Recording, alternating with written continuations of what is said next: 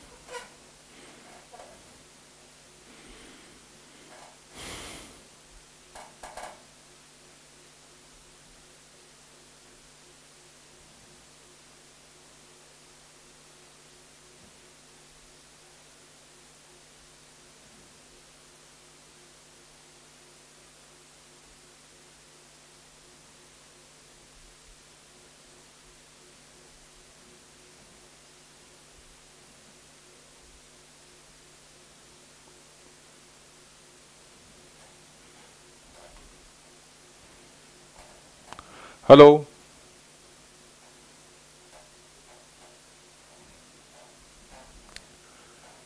बच्चों आवाज आ रही है?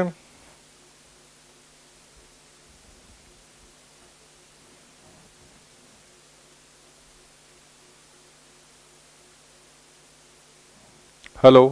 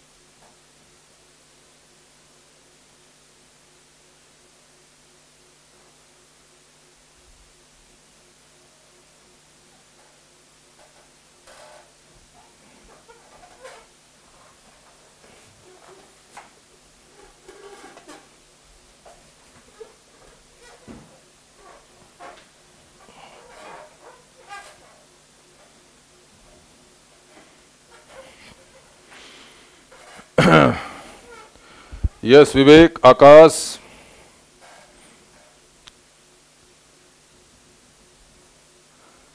Ganesh, I am audible? Am I audible? Yes, okay. Bhagirath, चलो भाई, सबसे पहले तो मैं एक बात आप लोगों के साथ शेयर करूं कि मैं बहुत दिनों बाद यूट्यूब लाइव पे आया हूं। शायद मैं लास्ट टाइम सितंबर 2020 में आया था। उसके बाद जो वक्त बीता आपको पता ही है। सेकेंड वेव में पूरी फैमिली कोरोना में चली गई, लिपट गई उसमें। वहाँ से निकलना और फिर बड़ी निगेटिविटी सी आ गई, निरस्ता सी आ गई काफ़ी समय से। फिर मैं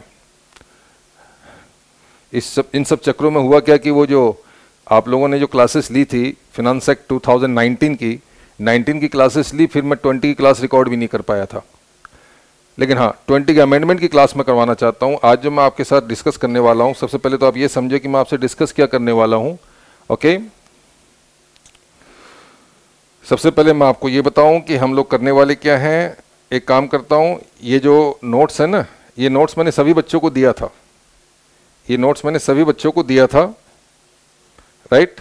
और जिनको नहीं मिला है तो मैं क्लास ख़त्म होते ही ये नोट्स जो हैं क्लास ख़त्म होते ही मैं टेलीग्राम में डाल दूंगा, ठीक है। और टेलीग्राम का लिंक शायद आप लोगों के पास होना चाहिए, मेरी पुरानी वीडियो में होगा, आप देख लेना, ठीक है। यस, बताइए, जवाब दीजिए। सबके पास असाइनमेंट है, नोट्स हैं, सबके पास है? नहीं है तो आप टेलीग्राम के ग्रुप में जाकर के अगर आप किसी से कहोगे तो वो आपके साथ शेयर कर लेंगे। सबके पास है, ये नोट्स मैंने बहुत पहले दिया था, लेकिन क्लास बहुत देर से स्टार्ट हो पा रही है।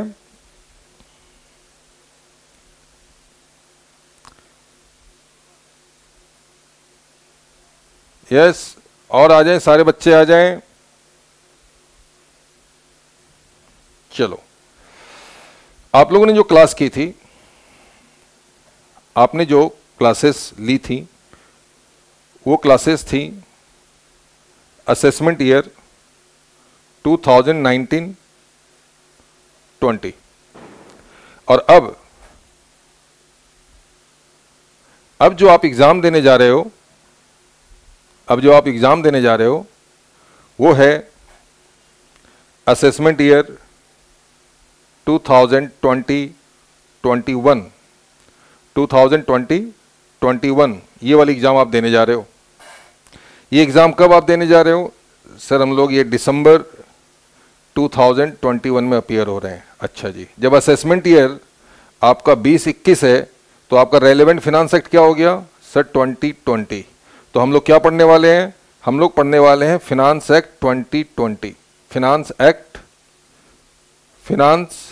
एक्ट 2020 हम लोग पढ़ने वाले हैं। ग्रेट, चलिए जी। सर आप क्या क्या कवर करने वाले हो? पहली बात, इनकम टैक्स की अमेंडमेंट कवर होगी और जीएसटी की होगी। इनकम टैक्स के नोट्स आप सभी के पास मैंने पहले शेयर कर दिए थे।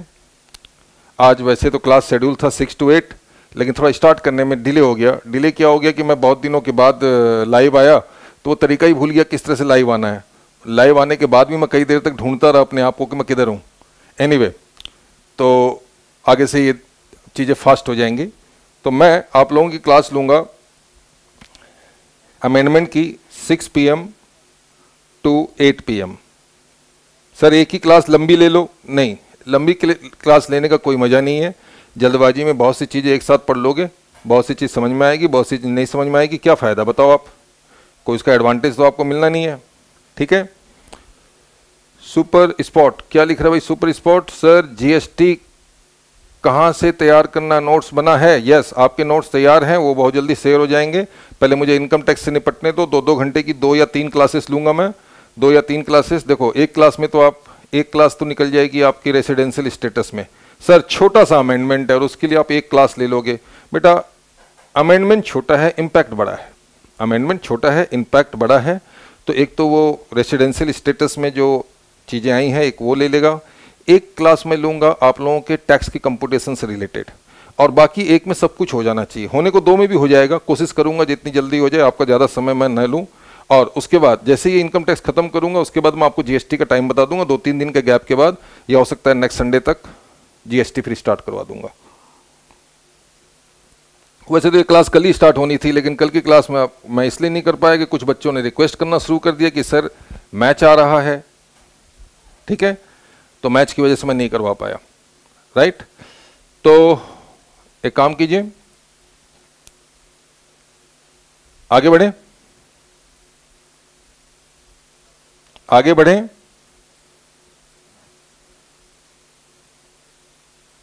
यस और नो?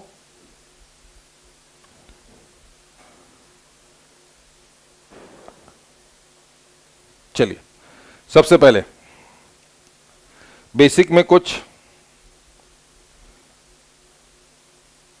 चेंजेज आए हैं। सबसे पहला चेंज ये कि कंपनी के जो टैक्स रेट हुआ करते थे, company tax rate, domestic company, domestic company के लिए, डोमेस्टिक कंपनी के लिए बाय डिफॉल्ट 30% था, लेकिन 30 की जगह आपका 25% भी हो सकता था अगर आपकी टर्नओवर जो थी, पहले जो लिमिट थी उससे बढ़ा के इसको कर दिया गया 400 करोड़।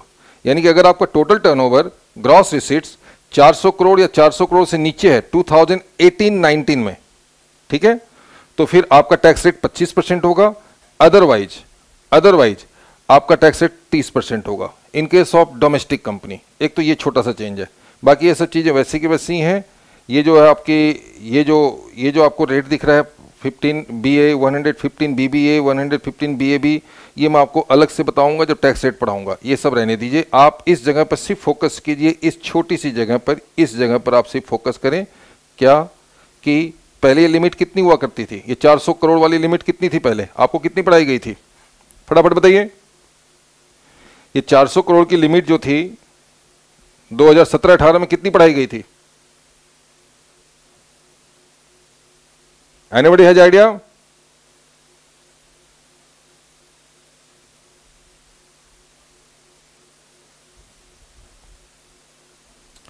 बताइए।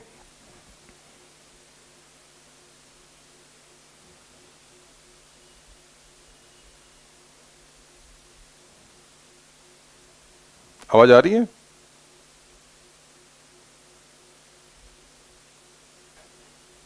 आवाज आ रही है? तरुण ने बताया 250 करोड़, ठीक है। तो अब ये जो है 400 करोड़ कर दी गई, पहली अमेंडमेंट तो आप ये देख लो। सर बाकी की चीजें जो ऊपर नजर आ रही हैं ये सारी चीज क्या है बताता भी हूं क्या है, और ये भी बताऊंगा कि आपके सिलेबस में नहीं है। ये तीनों बातें नोट्स की ये आपके सिलेबस में नहीं है, लेकिन क्या है आपको बताऊंगा, नॉट नाउ, आगे चल के। सर फॉरेन कंपनी का रेट वही 40 जो था 40 ही है, देखा जाए सब कुछ वही है बच्चे, बिल्कुल मत टेंशन लीजिए। आपका जो फॉरेन कंपनी का रेट पहले भी 40 था, अब भी 40 है। फिनांस एक्ट 19 में भी 40 था, जो आपने क्लासेस की, 20 में भी 40 है। पहले बाय डिफॉल्ट डोमेस्टिक कंपनी का टैक्स रेट फ्लैट होता था 30%, अब भी 30 है। और अल्टरनेटिवली 25% हुआ करता था उन कंपनीज के लिए जिनकी टर्नओवर एक लिमिट तक हुआ करती थी, वो लिमिट बढ़ा के अब 400 करोड़ कर दी गई। बाकी इसमें कोई चेंज नहीं है। ऊपर जो आपको सेक्शन नजर आ रहे हैं 115 BA, BAA and BAB, BAB, ये सारे जो हैं क्यों आए यही बताऊंगा, और आपके सिलेबस भी नहीं है ये भी बताऊंगा, ठीक है। सबसे पहले मैं स्टार्ट करना चाहता हूं सैलरी से। सर बेसिक में कोई चेंज नहीं है? हाँ है ना चेंज, बेसिक में चेंज है। बेसिक का सबसे बड़ा चेंज है रेसिडेंशियल स्टेटस में, वो अभी नहीं, नॉट नाउ। पहले छोटी छोटी चीजें निपटा लो, फिर दो बड़ी चीजें आराम से कर लेंगे। और बेसिक में कोई चेंज? बेसिक में जो चेंज आया है रेसिडेंशियल स्टेटस में आया है, और थोड़ा सा चेंज आया है आपका टैक्स में। टैक्स में long term capital gain, short term capital gain, long term capital gain 112A, short term capital gain 111A, और डिविडेंड इनकम, इन सब में कुछ टैक्स की कंप्यूटेशन को लेकर के कुछ चीजें डेवलप हुई हैं, वो मैं आपको अलग से करवाता हूं। सबसे पहले हम लोग बात करते हैं, we are jumping directly to salary head. Okay, हम लोग आ रहे हैं सैलरी में। सर सैलरी में क्या चेंज है? कोई चेंज नहीं, मतलब कुछ तो होगा जो है बहुत छोटी सी चीज है, बहुत मामूली सी चीज है, बहुत लॉजिकल भी है। तो सर क्या वही है ना, सेक्शन 15 कहता है कि 17 में से 16 लेस कर दो, हमारी इनकम निकल आएगी, बिल्कुल वही है। कोई अलाउंसेज वगैरह कुछ नहीं, कहीं कोई चेंज कुछ नहीं। तो कहां चेंज है? एक चेंज आई है, वो मैं आपके साथ जरूर शेयर करूंगा। अच्छी चेंज भी है, आप उसे इग्नोर नहीं कर सकते, एग्जाम में आ जाए इसके लिए बिल्कुल तैयार रहिएगा। और वो क्या चेंज है? वो चेंज है आपका, वो जो चेंज है वो है परक्विजिट में। जो भी चेंज आया है वो परक्विजिट में आया है, पर्क्स, ठीक है, पर्क्स में चेंज आया है। जो भी चेंज है वो पर्क्स में चेंज है।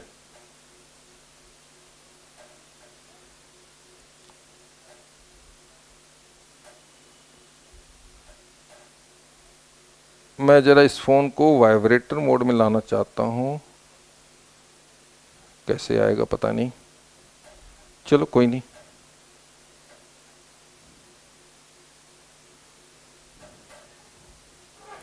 परक्विजिट में चेंज है पर्क्स में, और वो चेंज कहां है, चलिए आपको वहां ले चलते हैं।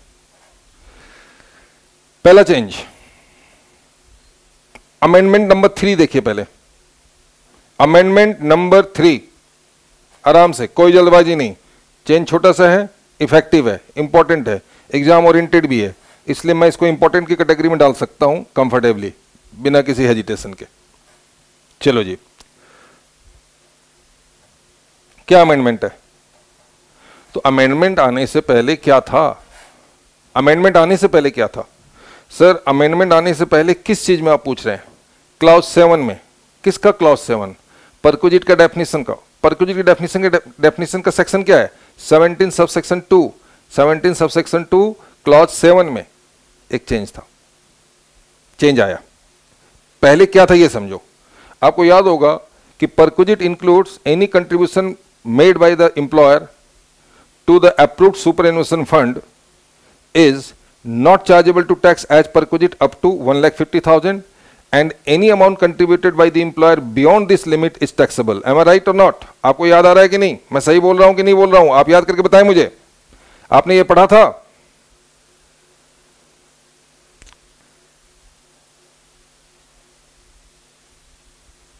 आपने ये पढ़ा था? मैं इसॉप की बात नहीं कर रहा हूं गणेश, इसॉप की बात हम थोड़ी देर बात करेंगे। अभी मैं बात कर रहा हूं सिर्फ एम्प्लॉयर के कंट्रीब्यूशन की। हम लोग पढ़ा करते थे पुराने सिलेबस में, क्या पढ़ा करते थे कि अगर एम्प्लॉयर ने अप्रूव्ड सुपरएन्युएशन फंड में, एम्प्लॉयर ने अप्रूव्ड सुपरएन्युएशन फंड में अगर कोई कंट्रीब्यूशन दिया है और वो कंट्रीब्यूशन 1,50,000 पर एनम यानी पर प्रीवियस ईयर से ज्यादा है, तो एक्सेस अमाउंट कौन सा excess amount? Beyond this limit is taxable as perquisite. ये हमने पढ़ा था। हाँ सर पढ़ा था, इसमें कोई डाउट नहीं है, ठीक है। चलो जी, कुछ तो याद आया कि आपने पढ़ा था। अब आइए एक और चीज याद दिलाता हूं आपको। एक तो ये हो गया, और एक क्या पढ़ा था आपने? एम्प्लॉयर्स कंट्रीब्यूशन, एम्प्लॉयर का contribution, employer's contribution to RPF in excess of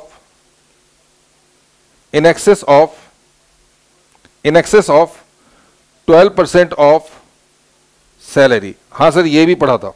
चलो दो बातें आपको याद आई कि हाँ सर ये तो हमने पढ़ा था। मैं पहले बता रहा हूं क्या पढ़ा था, फिर बताऊंगा क्या चेंज आया, अब फिर बताऊंगा क्यों आया, ठीक है।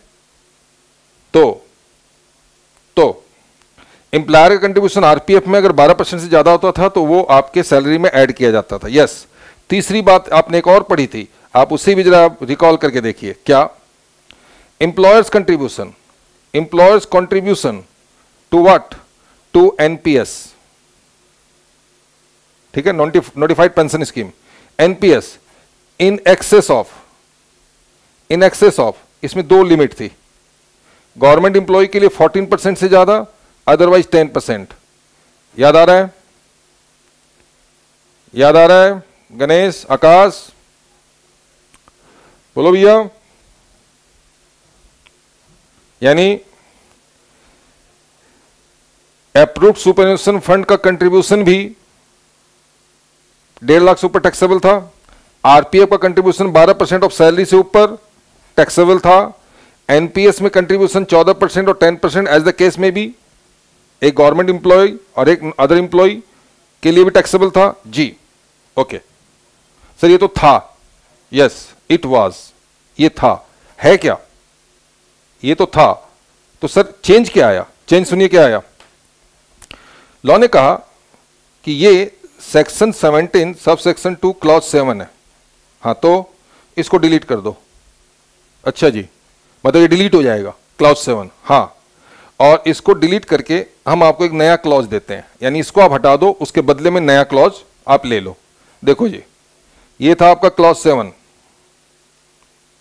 ये था आपका 70 two clause 7। The amount of any contribution to an approved superannuation fund by the employer in respect of the assessee to the extent it does exceed 1,50,000। पुराना लॉ था, लॉ ने कहा इसको खत्म करो मतलब हटा दो, इसके बदले में एक नया 7 लेके आओ। मतलब ये जो 7 है ये हटा दो, इसके बदले में नया 7 लेके आओ, और साथ में एक नया क्लॉज और डाल दो 7A। 7 के बदले 7 आया, नया वाला 7, और उसके बाजू में एक और क्लॉज डाल दिया गया 7A। ठीक है। 7 में क्या था सर? 7 में सिर्फ एक ही बात थी, एम्प्लॉयर का कंट्रीब्यूशन अगर recognise provident approved superannuation fund में अगर एम्प्लॉयर कोई कंट्रीब्यूशन दे रहा है पूरे साल में 1.5 लाख से ज्यादा, तो वो टैक्सेबल होगा, एक्सेस पार्ट। ये था 7 में, इस 7 को हटाया, अब नया 7 आया। नया 7 क्या कहता है? देखो न्यू 7 की क्या वर्डिंग है, ये देखो ये न्यू 7 है, ओल्ड की जगह न्यू। द अमाउंट और एग्रीगेट ऑफ अमाउंट, चाहे अमाउंट हो चाहे उसका एग्रीगेट हो, एक अमाउंट एक से ज्यादा अमाउंट का एग्रीगेट ऑफ एनी कंट्रीब्यूशन, कोई भी contribution made to the account of the assessee by the employer. बहुत सिंपल है, बहुत सिंपल सी बात कह रहा है। एम्प्लॉयर ने एम्प्लॉइज के अकाउंट में कोई कंट्रीब्यूशन दिया, सिंगल कंट्रीब्यूशन दिया, मल्टीपल कंट्रीब्यूशन दिया, तो उसका एग्रीगेट कर लो। अब ये कौन कौन सा कंट्रीब्यूशन हो सकता है? ये जो कंट्रीब्यूशन है ये कौन कौन सा हो सकता है? कौन कौन सा कंट्रीब्यूशन? तो आइए देखिए। Number 1 contribution to recognise provident fund. Okay sir, पहले ये लाइन यहां नहीं थी ना। Number 2 contribution is under section 80 CCD 1, 80 CCD 1, ठीक है। और तीसरा कंट्रीब्यूशन अप्रूव्ड सुपरएनुशन फंड। पहले यहां पर अप्रूव्ड सुपरएनुशन फंड हुआ करता था, इसमें 2 ऐड कर दिया गया। और क्या कहा गया कि ये वाला कंट्रीब्यूशन, ये कंट्रीब्यूशन और ये कंट्रीब्यूशन, इन तीनों में किसका कंट्रीब्यूशन आ रहा है? सर एम्प्लॉयर का। तो एम्प्लॉयर का जो कंट्रीब्यूशन है वो अप टू और लेस देन 7.5 लाख है in total aggregate, nothing taxable. लेकिन मान लिया जाए ये कंट्रीब्यूशन अगर 9 लाख है तो 7.5 लाख से ऊपर कितना हुआ? What amount? The amount contributed bye the employer is 9 lakhs, which is more than 7.5 lakhs. Okay, so the excess part 1.5 lakhs will be taxable in the hands of employee. अब आप कहेंगे सर ये बात सही नहीं लगी हमें, क्यों? सर पहले का लॉ ठीक था, पहले सिर्फ यहां पर कवर था अप्रूव्ड सुपरएनुशन फंड, और अब अप्रूव्ड सुपरएनुशन फंड भी जो कवर था वो सिर्फ ये कहता था कि 1.5 लाख से ऊपर की कंट्रीब्यूशन टैक्सेबल होगी। तो अब इसमें आरपीएफ को और एनपीएस को क्यों इंक्लूड कर दिया गया? तो देखो इंक्लूड किया भी गया तो लिमिट भी बढ़ाई गई, 1.5 लाख की लिमिट बढ़ा के 7.5 लाख कर दी गई। गवर्नमेंट एक अपर लिमिट फिक्स करना चाहती है। गवर्नमेंट ये चाहती है कि ठीक है 12% से ऊपर टैक्सेबल है, ठीक है कोई दिक्कत नहीं, 14% और 10% एनपीएस का कंट्रीब्यूशन उसके ऊपर टैक्सेबल है, क्योंकि यहां तक कि आपको एग्जम्पशन मिल जाती है, और 1.5 लाख से ऊपर ASF approved superannuation fund taxable है। सारी बात सही है, लेकिन ये जो कंट्रीब्यूशन एम्प्लॉयर अपने एम्प्लॉय को दे रहा है, इस कंट्रीब्यूशन पे कहीं ना कहीं कोई ना कोई तो रेस्ट्रिक्शन होनी चाहिए। तो वो रेस्ट्रिक्शन इन्होंने लगाई है 7.5 लाख की। अब हम इसे दोबारा पढ़ेंगे और फिर से पढ़ेंगे और फ्रेश पढ़ेंगे। क्या है देखिए,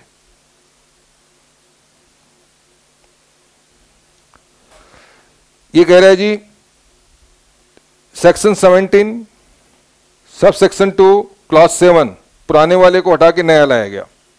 कोई अमाउंट या aggregate of amount of any contribution जो कि कंट्रीब्यूट किया गया है to the account of the assessee, assessee हमारा एम्प्लॉय है, ओके, और कंट्रीब्यूट करने वाला कौन है? एम्प्लॉयर, यानी एम्प्लॉयर ने कंट्रीब्यूट किया in recognised provident fund RPF in 80 CCD 1, ठीक है, एनपीएस, और in a approved superannuation fund ASF, इन तीनों का कंट्रीब्यूशन, ठीक है, less than equal to 7.5 lakh है, नथिंग टैक्सेबल। 7.5 लाख से ऊपर के पार्ट को इनकम माना जा रहा है। तो लिखा हुआ to the extent it exceed 7.5 lakh in previous year. क्या आपको ये क्लियर है?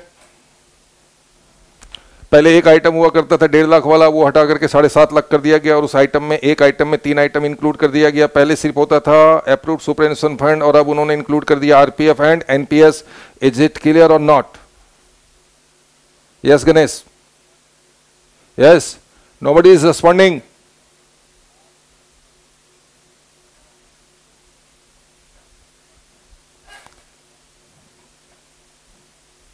यस? ठीक है। नेक्स्ट, एक नया क्लॉज इसमें डाला गया। क्यों सर, पहले नहीं था ये ना? 7 ही डाला गया, एक नया क्लॉज इसमें डाला गया। ये क्लॉज क्या कहता है, जरा इसको आप पहले चेक करें। The annual accretion by way of interest, जो ये फंड बनता है, इस फंड के अंदर, ये जो फंड बना जिसके अंदर आरपीएफ है, जिसके अंदर एएसएफ है, जो आपका एनपीएस है, ये जो एक फंड बना, ये फंड कहीं ना कहीं तो इन्वेस्ट हो रहा होगा, तो इसके अंदर इंटरेस्ट एक्रूड हो रहा है, एक्रीशन हो रहा है, एक्रूड हो रहा है, ठीक है, बाय वे ऑफ इंटरेस्ट। या फिर ये पैसा कहीं और इन्वेस्ट किया गया तो या तो इंटरेस्ट मिल रहा है या फिर डिविडेंड मिल रहा है। सर नहीं समझ में आ रहा है? नहीं समझ में आ रहा है तो एक बार फिर से सुनिए। जब आपका प्रोविडेंट फंड बनता है, ठीक है, आरपीएफ, तो ये गवर्नमेंट के कंट्रोल में जाता है। गवर्नमेंट इस पैसे को कहीं ना कहीं इन्वेस्ट करती है, या तो वो शेयर में इन्वेस्ट करती है या फिर किसी डेप्ट में करती है, डिवेंचर वगैरह में। डिवेंचर में इंटरेस्ट मिलता है, सिक्योरिटी में इंटरेस्ट मिलता है और शेयर में डिविडेंड मिलता है। आपका फंड कहीं ना कहीं इन्वेस्ट हो रहा है और वही इन्वेस्टेड फंड का जो इनकम है आपके फंड में फिर क्रेडिट हो जा रहा है। तो ये जो एक्रीशन हो रहा है, एक्रीशन टू द फंड, ठीक है, वो डिविडेंड और इंटरेस्ट के कारण हो रहा है। तो कोई भी इंटरेस्ट, कोई भी डिविडेंड या any other income of similar nature during the previous year to the balance at the credit of fund scheme referred to in clause 7। clause 7 में कितने स्कीम को रेफर किया गया? सर 3 स्कीम रेफर्ड है clause 7 में, RPF, NPS और approved superannuation fund. इस fund का जो भी मैनेजर है, जो भी इसका मैनेजर है, वो आपके इस फंड को इन्वेस्ट करता है। इन्वेस्टमेंट जाती है इक्विटी में और डेप्ट में, सिक्योरिटी में और शेयर में। Securities other than share interest attract करती है और शेयर्स में डिविडेंड मिलता है। तो ये जो इनकम आपको हो रही है, राइट, ठीक है, ये जो इनकम आपको हो रही है और वो इनकम जो हो रही है आपको, उसी की बात हो रही है। चलिए देखिए, फिर से देखिए, आराम से देखिए, जल्दबाजी तो है ही नहीं। जल्दबाजी तो मेरी नॉर्मल क्लास में ही नहीं होती, तो यहां क्या होगी? Annual accretion by way of interest, by way of dividend और by any other way of similar nature during the previous year. यानी इंटरेस्ट और डिविडेंड एक्रू हो रहा है या कोई और इनकम एक्रू हो रही है, और एक्रू होकर वो कहां क्रेडिट हो रही है? To the balance at the credit of fund, fund के बैलेंस में जा रहा है या स्कीम, ठीक है। कौन सी स्कीम, कौन सा फंड? तो ये वही स्कीम, वही फंड है जो 7 में, क्लॉज 7 में जो आपने ऊपर पढ़ा, ये 3, इस फंड की बात हो रहा है, ठीक है। To the extent it relates to the contribution referred to in the said subclause, which is included in total income under the said subclause in any previous year, computed in the manner as may be prescribed। सुनिए कहना क्या चाह रहा है? कहना ये चाह रहा है कि जो इनकम इसमें जनरेट हो रही है वो इनकम आपके लिए टैक्सेबल होगी, आपके टोटल इनकम में जोड़ दी जाएगी, ठीक है। कौन सी इनकम? वही इंटरेस्ट और डिविडेंड की इनकम। और इंटरेस्ट डिविडेंड की इनकम कौन सी है? ये वो डिविडेंड और इंटरेस्ट की इनकम है जो आपके उस फंड में हो रही है, जो फंड आपका या तो आरपीएफ हो सकता है या एएसएफ हो सकता है या फिर एनपीएस हो सकता है। सिंपल वर्ड में आइए सर, नहीं समझ में आया हमें? सिंपल समझो, इन सिंपल वर्डिंग। आप एग्जाम के लिए सिंपल वर्डिंग की तैयारी कीजिए। ये रही सिंपल वर्डिंग, जो आपको अच्छा लगे, जो आपको पसंद आए, जो आपकी समझ में आए। वो था बेयर एक्ट, मेरा काम था बेयर एक्ट एक बार दिखाना, दिखा दिया, समझ में आया, अति सुंदर। नहीं समझ में आया तो अब समझिए, एनी एनुअल एक्रीशन, एनुअली आपके खाते में जो बढ़ोतरी होती है, इंक्रीमेंट होता है इंटरेस्ट के और डिविडेंड के या किसी अदर इनकम के कारण आपके क्रेडिट का बैलेंस, अकाउंट का बैलेंस इंक्रीज हो रहा है ड्यूरिंग द प्रीवियस ईयर, ठीक है। सर ये पैसा कहां जा रहा है? तो to the balance at the credit of RPF, NPS, ASF. ये भी ठीक है sir. Which relates to the employer contribution, और ये कंट्रीब्यूशन कौन सा लेना हमें? एम्प्लॉय का अपना नहीं, एम्प्लॉयर का कंट्रीब्यूशन लेना है। अंडर क्लॉज 7, जो क्लॉज 7 में वो कंट्रीब्यूट करता है, ठीक है, and which is included in total income in excess of 7.5 lakh, 7.5 lakh रुपए से ऊपर का जो कंट्रीब्यूशन है, राइट, उससे रिलेटेड इंटरेस्ट, उससे रिलेटेड डिविडेंड, उससे रिलेटेड कोई भी इनकम आपकी इनकम में शामिल किया जाएगा। सर एक छोटा सा एग्जांपल बताते हैं, जरूर बताते हैं, सुनिए। मिस्टर एक्स इंप्लॉई है, एबीसी लिमिटेड कंपनी है, इसका एक फंड है,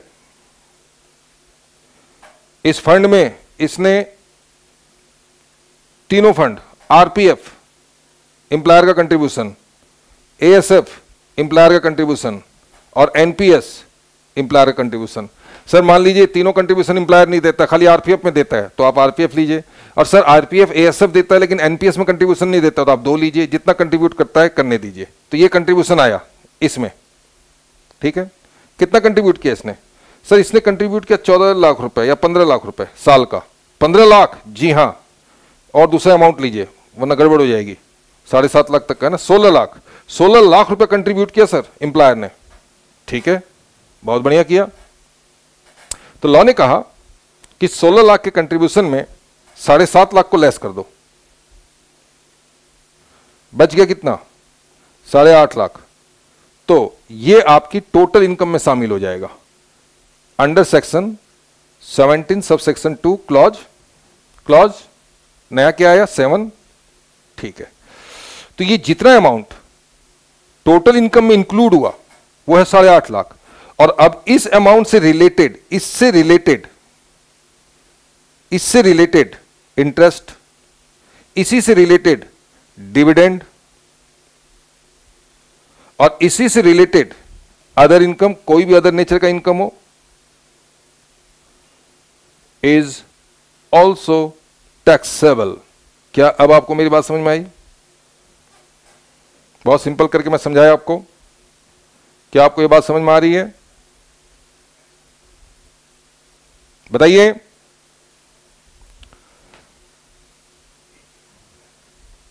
ठीक है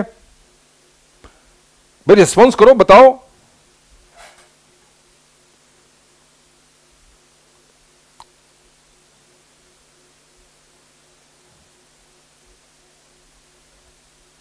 ओके, तो एक अमेंडमेंट ये थी जिसका एग्जांपल यहां पे मैंने दे रखा है, एक एग्जांपल दे रखा है यहां पर। इस एग्जांपल को भी देख लो कि मिस्टर एक्स इंप्लॉय है एबीसी लिमिटेड के, 100 लाख यानी 1 करोड़ की इसकी सैलरी है, एम्प्लॉयर ने कंट्रीब्यूट किया 12% यानी 12 लाख रुपए कंट्रीब्यूट किया।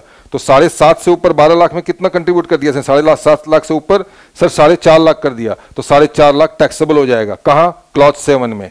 और अब इसी 4.5 लाख से रिलेटेड जो इंटरेस्ट और डिविडेंड है, ठीक है, वो भी टैक्सेबल हो जाएगा। एकदम सिंपल तरीके से यहां पर ये बातें समझा दी गई है, राइट। इसका लॉजिक क्या है? तो लॉजिक सिर्फ है कि गवर्नमेंट ये चाहती है कि अपर लिमिट कोई फिक्स किया जाए, अपर लिमिट कोई फिक्स किया जाए। ये लॉजिक मैंने यहां दे रखी है, not for exam, just for reading. ये जो है आप सिर्फ रीड करो, ये है for the purpose of reading only, read करो इसको। अंडरस्टैंडिंग द रेशनल और logic of tax treatment of employers contribution with effect from 21-22, ठीक है, इस लॉजिक को आपको समझना है। फाइन। अब आगे एक इसके पीछे छोटा सा और सवाल रह गया, क्या? अमेंडमेंट 2, ये भी सैलरी का अमेंडमेंट है।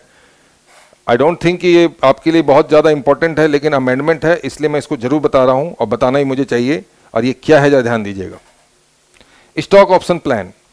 सर इस के बारे में हम अच्छी तरह से जानते हैं, सर इस के बारे में अच्छी तरह से जानते हैं। क्लॉज 6 है, आपने पढ़ा रखा है सेक्शन 17 सब सेक्शन 2 में, कि अगर एक एम्प्लॉयर अपने एम्प्लॉय को अपनी कंपनी के शेयर्स अगर फ्री ऑफ कॉस्ट या कंसेशनल प्राइस पे देती है, ठीक है, तो वो जो शेयर्स एम्प्लॉय को दिए गए हैं, एम्प्लॉय के लिए उस साल टैक्सेबल होते हैं जिस साल वो इन सेक्शन को सब्सक्राइब करने का मतलब जो ऑप्शन है, ऑप्शन को अपना एक्सरसाइज करता है। और इसमें टैक्सेबल वैल्यू ली जाती है fair market value as on the date of option is exercise by the employ minus any amount paid by the employ to the employer for acquisition of for subscription of the shares. तो sir ये तो law पुराना है, ठीक है, पुराना ही है, इसमें कोई चेंज है क्या? नहीं भैया, इसमें कोई चेंज नहीं है। इसमें कोई चेंज ही नहीं है ना, तो फिर क्या क्या चेंज क्या है फिर? ये तो वही है जो आप पहले था। चेंज यहां आता है, चेंज कहां आता है वो ये देखो। चेंज तब आता है कि अगर आपका एम्प्लॉयर कोई स्टार्टअप है, इलिजिबल स्टार्टअप, स्टार्टअप समझ रहे हैं? अगर आपका एम्प्लॉयर इलिजिबल स्टार्टअप कंपनी है और वो अपने एम्प्लॉय को ESOP दे रही है, तो उस सिचुएशन में वो किस साल की इनकम मानी जाएगी? उस सिचुएशन में वो किस साल की इनकम मानी जाएगी? एक मिनट, चारों तरफ से फोन ही बज रहे हैं, जरा मैं इसे साइलेंट मोड में कर दूं। अच्छा, ये बहुत से बच्चे ये पूछ रहे हैं सर आप कौन से चैनल में क्लास ले रहे हो? तो मैं बता दूं सबको कि CA कपिल गोयल सर की क्लास चैनल में क्लास हो रही है। बहुत से बच्चे पूछ रहे हैं, उनको पता नहीं है, वो मेरे वाले अकाउंट में लॉगिन कर रहे होंगे, ठीक है? तो मैं इनको मैसेज कर देता हूँ, थोड़ा समय लगेगा, सब आ जाएंगे फिर। Login to CA Kapil Goyal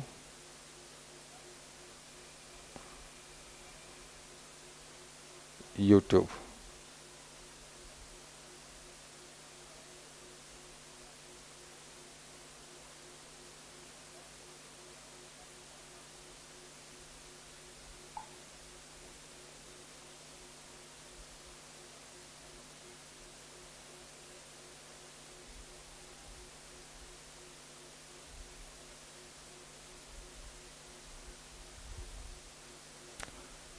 बस हो गया। मैं सभी बच्चों को एक बार मैसेज कर देता हूँ। सभी बच्चों को मैसेज चला भी गया। देखो आप लोगों के पास आया भी होगा मैसेज, ठीक है? और इसको मैं कर देता हूँ साइलेंट मोड पे, वरना ये परेशान करेगा।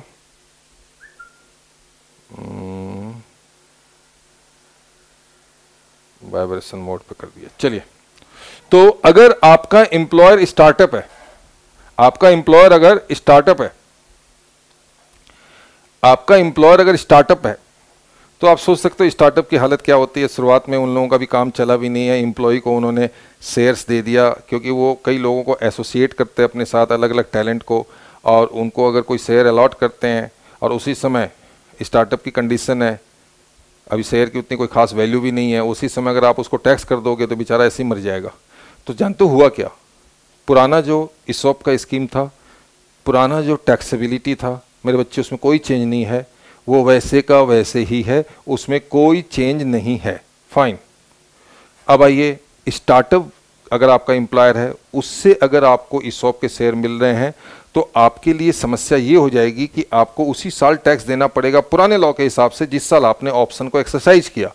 तो जिस साल आप ऑप्शन एक्सरसाइज करते हैं उस साल हो सकता है शेयर की कोई वैल्यू ना हो, या आपकी कोई इतनी कैपेबिलिटी ना हो पे करने की टैक्स, तो गवर्नमेंट ने उसको थोड़ा रिलैक्स किया है। क्या रिलैक्स किया है, अभी चेक करते हैं। देखो यहां पर तो पहले पैरा में तो बातें वही हैं जो बातें पुरानी थी। क्या कि शेयर आपको एम्प्लॉय को अलॉट किया जाता है कंसेशन रेट पे, या फिर अदर देन कैश पे फ्री में दिया जाता है, तो वो एम्प्लॉय के हैंड में टैक्सेबल होता है। पुराना लॉ है ये। तो परक्विजिट क्या लेते हैं हम, फेयर मार्केट वैल्यू लेते हैं उस दिन की जिस दिन एम्प्लॉय ने अपना ये ऑप्शन एक्सरसाइज किया, और अगर एम्प्लॉय को कुछ पैसे पे करने पड़े एक्विजिशन के लिए तो वो उसमें से लेस हो गया। यानी इस पहले पैरा का कोई मतलब नहीं, क्योंकि ये पुराना पैरा है और ये पढ़ रहे थे, पढ़ रहे हैं, पढ़ते रहेंगे।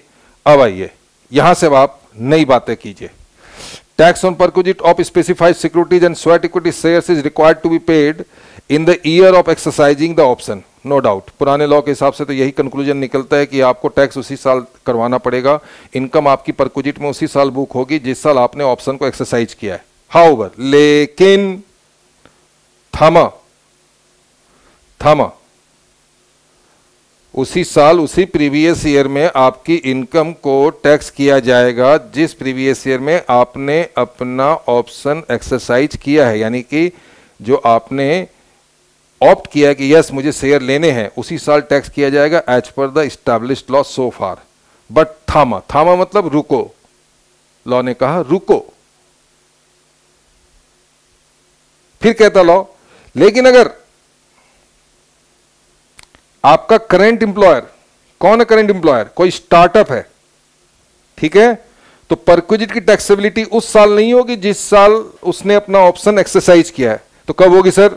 तो देखो टैक्सेबल होगी after the expiry of 48 months, मतलब समझ रहे हो 4 साल बाद, from the end of the relevant assessment year.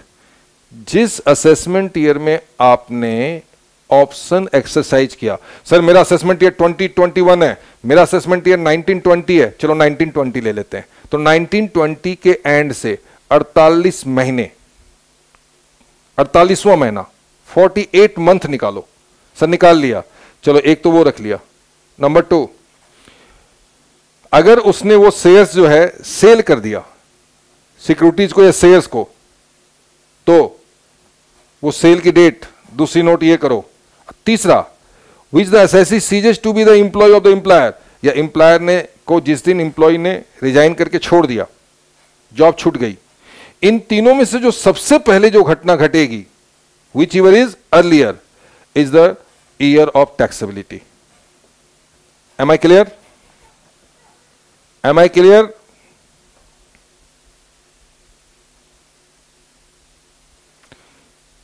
Nishi Shri नैनसे, sir, I was your student in CA IPCC long before when your class was in ITO Delhi. Okay, ITO Delhi was वो उस समय की क्लासेस हुआ करती थी जब एक एक बैच में 600 स्टूडेंट्स होते थे और सुबह से लेकर शाम तक 2-2, 3-3 बैच पढ़ाया करते थे, 2-2 हज़ार स्टूडेंट को एड्रेस करना पड़ता था face to face. Yes yes निसे, ओके चलिए। तो क्या था सर अमेंडमेंट? अभी तक पता ही नहीं चला, फिर से सुनो क्या था। ईसॉप को लेके पुराना लॉ जैसा था वैसा है वैसा रहेगा, लेकिन जैसा था वैसा है तो ये उस इंप्लॉय के लिए अच्छा नहीं है जिस इंप्लॉय का इंप्लॉयर एलिजिबल स्टार्टअप कंपनी है।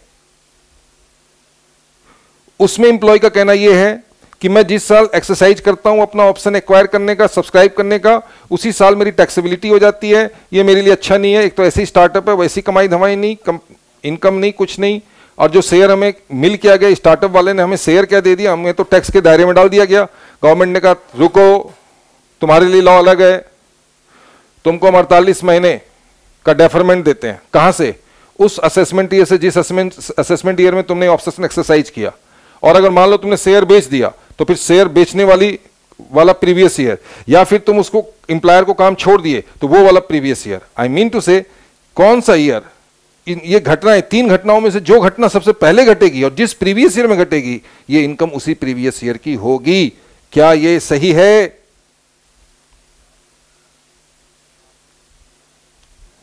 सही है? समझ में आ रहा आपके? तो मैं आगे बढ़ूं। सैलरी में कोई अमेंडमेंट नहीं है अब, लेकिन एक आपको बात बता दूं, ये जो क्लास 7 और क्लास 7A, क्लास 7 को रिप्लेस किया गया और 7A को न्यूली इंट्रोड्यूस किया गया। ये आपके एग्जाम के लिए एक हॉट कैक है, याद रखना, ठीक है?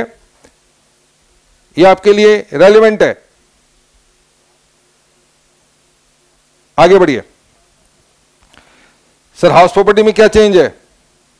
No amendment in house property as per finance act 2020, no amendment in house property. Good sir. PGBP में क्या है?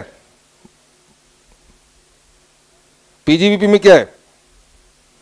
आइए पीजीबीपी देखते हैं। Are you ready for PGBP? कुछ याद आ रहा है पीजीबीपी में? ये सब भूल गए? फाइनेंस एक्ट 21 में भी अमेंडमेंट है इसमें, इस हेड में, ठीक है? आगे बढ़िए। Amendment number 4, that amendment has taken place in PGVP. और ये अमेंडमेंट है क्या? चलिए मैं आपको कुछ याद दिलाता हूं। मेरी क्लासेस की है आपने, या आपने जहां भी की है, कोई बात नहीं, आपको कुछ बातें याद दिलाता हूं, शायद आप कनेक्ट कर पाओ, तो ये बात आपको तुरंत समझ में आ जाएगी। फाइनेंस एक्ट 2015 में एक लॉ आया था 32 AD, जो इन्वेस्टमेंट लिंक डिडक्शन की बात करता था। 15% एक्स्ट्रा आपको डिडक्शन दिया करता था। चलिए, वो आया भी, चला भी गया। ठीक है, कब चला गया? तो वो जो एडिशनल डिडक्शन दिया करता था, वो एडिशनल डिडक्शन दिया करता था सिर्फ 5 साल के लिए आया था, 2015 से लेकर 2020 तक। 2015 से लेकर 2020 तक। याद करो, बिहार, तेलंगाना,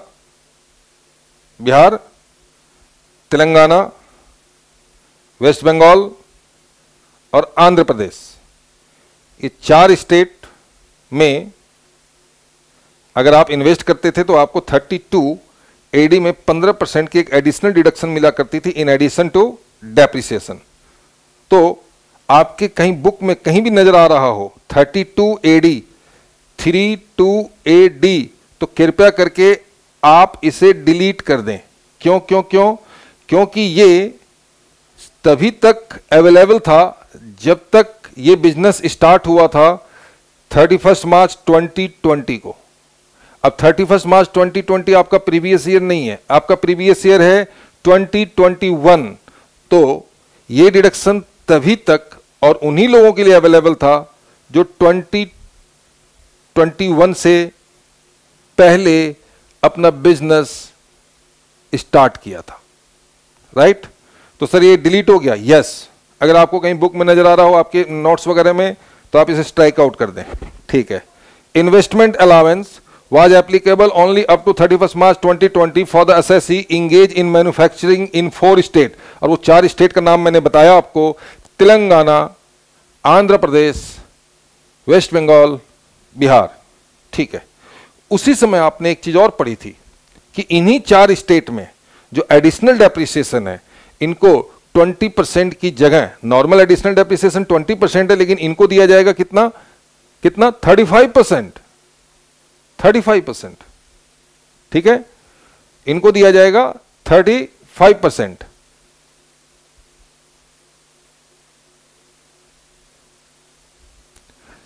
तो वो 35 अब डिलीट हो गया, ना ही वो इन्वेस्टमेंट लिंक इन्वेस्टमेंट रहा और ना ही 35% रहा। अब तो सबके लिए एक ही एडिशनल डेप्रिसिएशन का रेट है, 20%, 20%, 20%, 20%, नो 35%। 35% का कहीं अगर आपको कोई लॉ नजर आए, आप उसे डिलीट कर देना। अब आइए मेरे कुछ सवाल का जवाब दीजिए, और मैं चाहता हूं कि आप जवाब दें। ठीक है, ऐसा नहीं कि YouTube पे क्लास हो रही है, आपने YouTube खोल गए, अब आप बैठ गए और प्रवचन सुन रहे हैं। प्रवचन मत सुनिए, रिस्पॉन्ड कीजिएगा।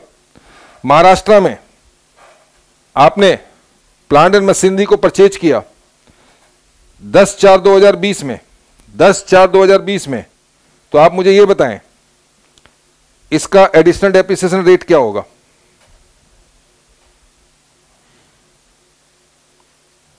क्या रेट होगा?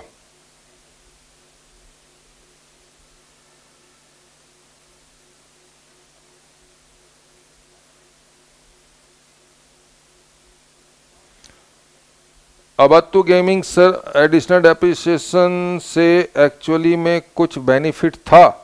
कैसे नहीं था? अबातु गेमिंग, भाई नाम तो आपका अजीब सा है, लेकिन जो भी है अच्छा ही नाम लगा, बड़ा नया सा नाम है। तो ऐसा है मिस्टर गेमिंग कि एडिशनल डेप्रिसिएशन से बेनिफिट ये था कि if you are given a additional depreciation, then you are in a position to reduce your profit for that previous year in which you are claiming additional depreciation by 20% more। तो आपको उस समय tax कम देना पड़ता था। तो यही additional depreciation का बेनिफिट है कि आपकी लिक्विडिटी बैलेंस हो जाती थी। अगर आपको एडिशनल डेप्रिसिएशन नहीं क्लेम करने मिलता तो रिलेटिवली और कंपैरेटिवली आपकी इनकम ज्यादा होती, ज्यादा इनकम ज्यादा टैक्स, ज्यादा पेमेंट, तो low liquidity and liquidity crisis. Such just आपको रिडक्शन दे करके आपकी लिक्विडिटी को इंप्रूव किया जाएगा, ये फायदा था। आइए 20%, 20%, 20%, बिल्कुल सही कहा। क्यों कहा सही कहा? क्यों कहा सही? इसलिए सही कहा मैंने कि 20% इसलिए लेंगे कि महाराष्ट्र न 35% में था और न है, वो 20 में था, 20 में है तो 20 में ही रहेगा। तेलंगाना, तेलंगाना का रेट बताओ। 10/4/2020, 20-21 से खत्म हो गया सेक्शन, तो कितना होगा रेट? 20%। महाराष्ट्र का बताओ। 10 मार्च है, 10 मार्च हो चाहे 15 मार्च हो चाहे 50 मार्च हो, महाराष्ट्र कभी भी 35% वाले क्लॉज में नहीं था, इसका भी रेट रहेगा 20%। बिहार, यस बिहार था। कब तक, कब स्टार्ट हुआ एक्विजिशन, कब ली गया आपने? नया प्लांट मशीनरी कब खरीदा? ये आपने खरीदा 10 मार्च 21 को, 20-21। अब 20-21 में तो यह भी लॉ रहा नहीं 35% वाला, तो यहां भी 20% रहेगा। महाराष्ट्र 12/12/2019, भाई महाराष्ट्र कभी भी रहा वो 20% में ही था। बिहार, तेलंगाना, आंध्र प्रदेश और वेस्ट बंगाल, बस इसी को था। वेस्ट बंगाल 12/12/2019, यस 12/12/2019, मतलब ये 35% में था। लेकिन अब ऐसी कोई टेंशन है नहीं भाई, अब तो सबका रेट हर एक, कहते हैं ना हर एक माल, आप देखते होंगे जब बाजार वगैरह में जाते हैं तो हर एक माल 15 रुपए 15 रुपए 15 रुपए 100 रुपए 100 रुपए 100 रुपए, तो वाली बात हो गई है कि अब हर माल यानी हर असेट्स पर एडिशनल डेप्रिसिएशन हो गया आपका। कितना कितना भाई? 20%। खत्म पहला अमेंडमेंट। ठीक है, अब आओ आगे बढ़ते हैं। डेप्रिसिएशन से रिलेटेड मोटर कार में कुछ चेंजेज आए हैं, राइट? कुछ चेंजेज आए हैं, कोई खास नहीं, फिर भी आए हैं तो देखना भी बनता है। क्या है? Depreciation rate on motor car, सिर्फ मोटर कार की बात करो, बाकी किसी में कोई चेंज नहीं है। और कौन सी मोटर कार? तो other than those use in business of running them on hire, तो ये उन मोटर कार की बात हो रही है जो ऑफिसों में यूज होता है। जैसे मान लिया जाए मेरी कंपनी है ए लिमिटेड, हमारे पास 4 कार है, 4 cars are there in the company. और क्या ये कंपनी कार को किराए पे चलाती है, हायर पे? नहीं सर, हायर पे नहीं चलती, ये कोई टैक्सी वैक्सी नहीं है, ये तो सर कंपनी के एम्प्लॉय के लिए है। ऐसी कार की बात कर रहा हूं मैं, ऐसी कार जो कंपनी के एम्प्लॉय के लिए है, कंपनी के साहब लोगों के लिए, ऑफिसर, एग्जीक्यूटिव जो भी है, डायरेक्टर, चेयरमैन जो भी है, उनके लिए कार है और कंपनी ने कार खरीद करके अपने एम्प्लॉय को दे रखी है, मैं उसकी बात कर रहा हूं। उसमें कुछ चेंजेज है, तो मैं आपको दोनों बात बता देता हूं, ओल्ड और न्यू। ओल्ड रेट क्या था, न्यू रेट क्या है, दोनों बात को जरा आप समझें। पहले तो आप ये देखिए ओल्ड ब्लॉक, पुराना ब्लॉक क्या था और नया क्या हो गया। मोटर कार्स, कौन से मोटर कार्स? तो other than those use in the business of running them on hire, जो मैंने आपको बताया। मोटर कार्स एक्वायर्ड और पुट टू यूज ऑन और आफ्टर 1/4/90। और सर ये कहां पहुंच गए हम 1990 में, 31 ईयर्स बैक। ठीक है, पहले यही लॉ था पुराना, except following motor cars other than those used in the business of running them on hire acquired on or after 23 August 2019 but before 1/4/2020 and is put to use before 1/4/2021। सुनो जी, car आपने खरीदी 23 अगस्त 19 के बाद, 23 अगस्त 19 से लेके 1 अप्रैल 20 तक, और आपने पुट टू यूज कर दिया 1/4/2021 से पहले, तो आपका डेप्रिसिएशन का रेट 15 से 30% हो जाएगा। सर ये क्या मतलब है सर? ये क्या, ये तो सर सेल लगाने वाली बात हो गई है ना। एक सप्ते के लिए सेल का विंडो खुल गया, आ जाओ जी आ जाओ, 100% डिस्काउंट, 200% डिस्काउंट। आजकल तो ऐसे ही होते हैं ना, 200% डिस्काउंट दे देते हैं, राइट? प्रैक्टिकली ऐसा होता नहीं है, लेकिन है ना, एक के साथ 10 फ्री, एक के साथ 20 फ्री, 5 फ्री, 3 फ्री। सर ये क्या, ये सेल लगा रखी है? ये सेल नहीं है भाई साहब। ये वक्त जरा देखो कौन सा है, 23/8/19 से लेके 31 मार्च 20 तक। पीरियड पे जरा ध्यान दें, प्लीज ध्यान दें, पीरियड पे जरा ध्यान दें। 23 अगस्त 19 से लेके 31 मार्च 20 तक, इस पीरियड में आप कोई कार खरीदो, running them on hire, no, for the use of business only. Business means employ के लिए आप खरीदो। सर खरीद लिया, अब इसको 1 साल के अंदर, यानी बिफोर 1/4/2021, 1 साल के अंदर पुट टू यूज कर दो, तो हम आपका डेप्रिसिएशन 15% से बढ़ा के कितना कर देंगे, 30%। सर ऐसा क्यों किया गया होगा? भाई देखो, ऐसा है कि सरकार को बहुत से काम करने पड़ते हैं। कई बार तो सरकार ऐसी भी काम करती है तो आपको लगता है कि सर सरकार ऑटोमोबाइल कंपनी की का एजेंट बन के काम कर रही है। एक्चुअली क्या है कि जब कार की सेल कम हो जाती है, कार की सेल बढ़ानी होती है, तो इस तरह के एग्जाम्पल्स, इस तरह के सिचुएशन को डेवलप किया जाता है कि अगर जो बिजनेसमैन अपने बिजनेस के लिए, किराए के लिए नहीं, अपने बिजनेस के लिए अगर नई कार खरीदता है 23 अगस्त 19 से लेकर के 31 मार्च 20 तक, और उसे वो पुट टू यूज कर लेता है 1/4/2021 तक, तो हम उसका डेप्रिसिएशन का रेट 15 से 30% कर देंगे। तो इससे क्या होगा कि अगर डेप्रिसिएशन ज्यादा होगा तो इनकम कम होगी, इनकम कम होगी तो टैक्स कम होगा, टैक्स कम होगा तो कैश का आउटफ्लो कम होगा। राइट। तो आप बोलो सर कार खरीदने में भी तो पैसे लगेंगे, तो कार के जो पैसे क्या लगेंगे, आजकल तो सब फाइनेंस में मिलती है कारें, धीरे धीरे EMI जाती रहेगी।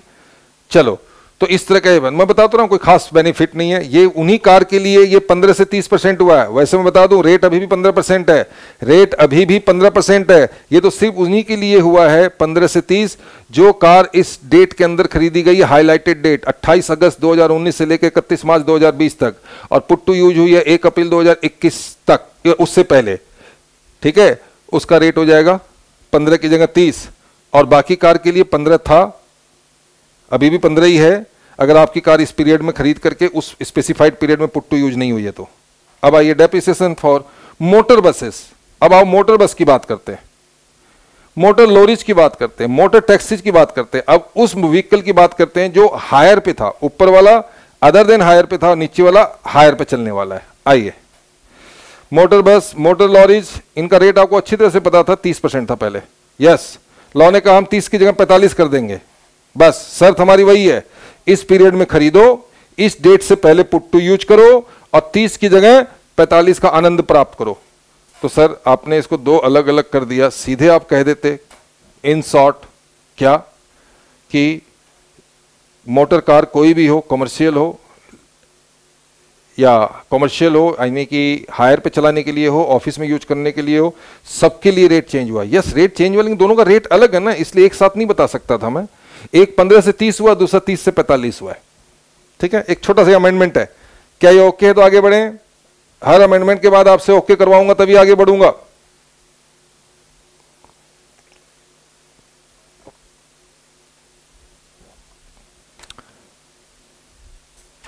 यस तानिया,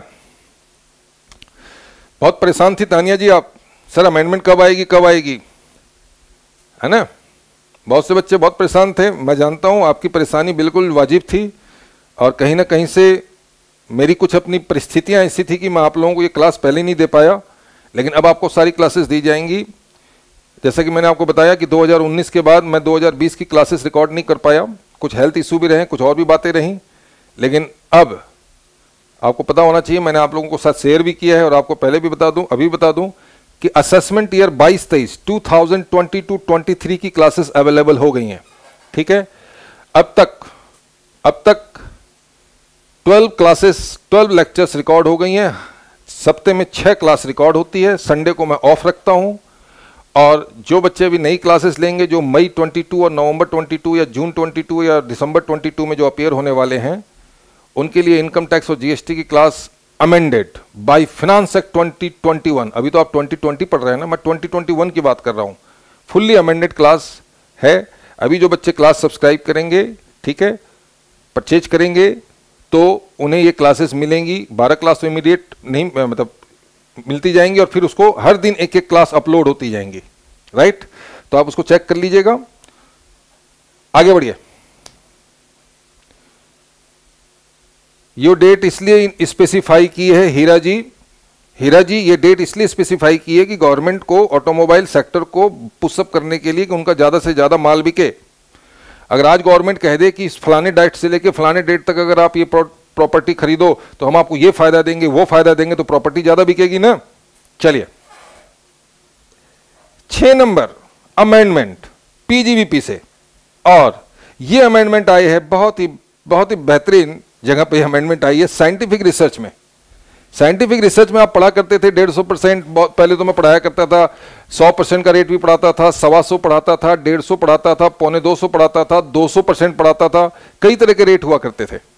ठीक है, कि आप अगर 100 रुपए की कंट्रीब्यूशन करो तो आपको हम 125 रुपए 1.25 टाइम्स की डिडक्शन देंगे, 1.5 टाइम्स की डिडक्शन देंगे, 2 टाइम्स की डिडक्शन देंगे, राइट। लेकिन अब ये सारी 2 times, 3 times, 5 times, 1.5 times, 1.25 times सारा खत्म। अब सीधी सी बात है, जहां पर भी साइंटिफिक रिसर्च आप पढ़ रहे हो हर जगह अब 100%, हर जगह अब 100% हो गया है, ठीक है। डिडक्शन एक्सपेंसेज और कंट्रीब्यूशन फॉर साइंटिफिक रिसर्च, तो डिडक्शन जो आपको अलाउड थी क्लॉज 2 में, डबल ए में और ए बी में, पहले ये थी 150, कब तक, फाइनेंस एक्ट 2019, यानी कि असेसमेंट ईयर 1920 तक ये 150% तक जाया करती थी। अब क्या हो गया, 100%। यानी आज की डेट में अभी क्या पोजीशन है, अभी पोजीशन ये है कि सेक्शन 35 में मैक्सिमम और मिनिमम डिडक्शन 100% है। क्या सही है, मैक्सिमम और मिनिमम डिडक्शन 150% है, ओके, सॉरी 100% है। यानी अब 150 कुछ नहीं है, 125 कुछ नहीं है, 200 कुछ नहीं है, अब हर जगह 100% का डिडक्शन है। चलिए अमेंडमेंट नंबर 7, अमेंडमेंट नंबर 7 क्या कहता है, एक सेक्शन होता था 135 ट्रिपल सी और सीसीडी, आपको शायद याद आ रहा हो तो आप बता सकते हैं, बोलिए। एग्रीकल्चर प्रोजेक्ट और स्किल डेवलपमेंट प्रोग्राम और एग्रीकल्चर डेवलपमेंट प्रोग्राम हुआ करता था ना।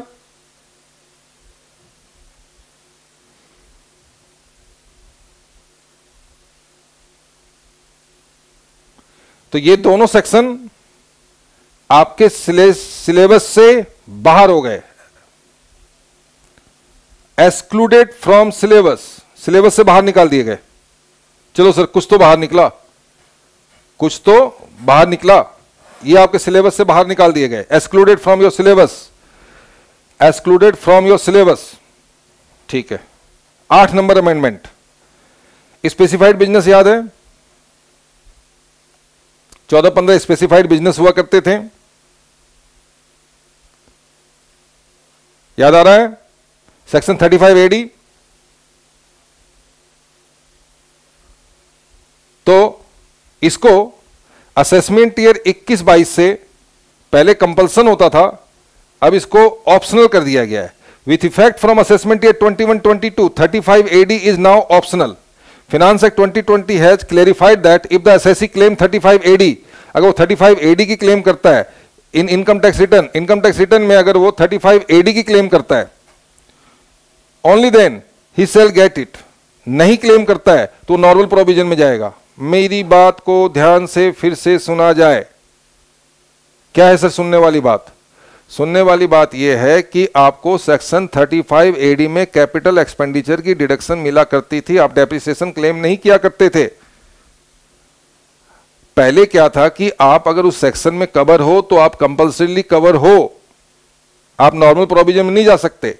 अब ये अमेंडमेंट करके फिनांस एक्ट 2020 ने कहा है कि असेसमेंट ईयर 21-22 से, जो कि आपका असेसमेंट ईयर है, आपके एग्जाम के लिए रेलेवेंट असेसमेंट ईयर है, इसी साल से 35 AD को कंपल्सरी के बॉक्स से निकाल करके ऑप्शनल बॉक्स में डाल दिया गया है।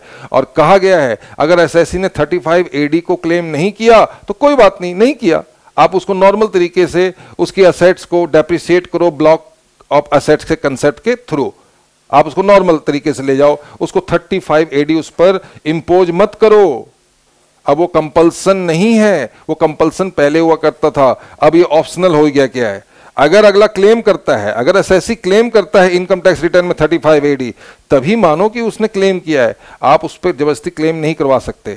अर्लियर 35 AD वाज कंपल्सरी, पहले कंपल्सरी था, राइट, और SSC did not have option, उसके पास ऑप्शन ही नहीं था। अब चॉइस है, मेरी मर्जी, मैं चाहे ये करूं, मैं चाहे वो करूं, मेरी मर्जी। अब ये लॉ है, मैं चाहे 35 AD क्लेम करूं, मैं चाहूं तो 35 AD ना क्लेम करूं, इट्स नाउ मेरी मर्जी, पहले मर्जी नहीं थी। Got it? Good. Amendment number 7, 8 के बाद 9, एमोटाइजेशन ऑफ प्रीलिमिनरी एक्सपेंसेज, चलो पहले कुछ याद दिलाता हूं क्या है ये। आपके जो प्रीलिमिनरी एक्सपेंसेज होते थे over the period of 5 years, वो आपके राइट ऑफ हो जाया करते थे 1/5 1/5 1/5 करके।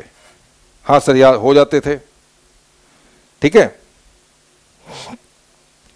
लेकिन अब इसमें क्या चेंज आया है कि with effect from 21-22 assessment year, यानी आपका असेसमेंट ईयर जो एग्जाम आप देने जा रहे हैं, audit report for such audit of the first year for claiming the deduction must be furnished on और before the due date of prescribed under section 44AV 30 सितंबर। नहीं समझ में आया सर?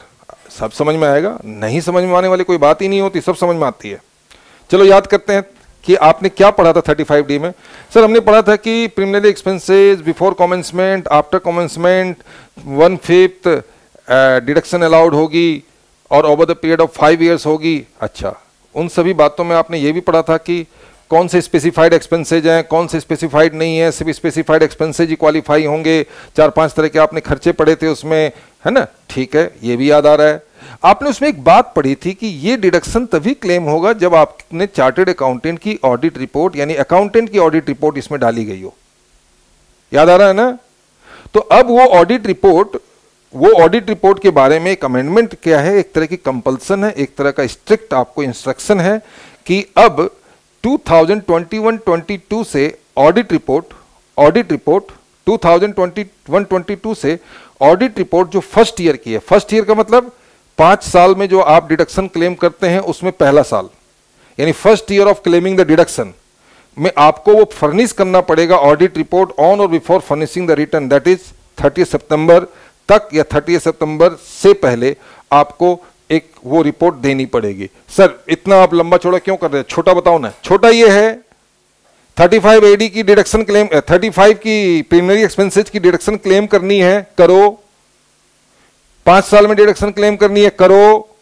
लेकिन फर्स्ट ईयर के साथ अकाउंटेंट की रिपोर्ट सबमिट करो, वो भी ऑन और बिफोर रिटर्न की ड्यू डेट 30 सितंबर। ये है बस।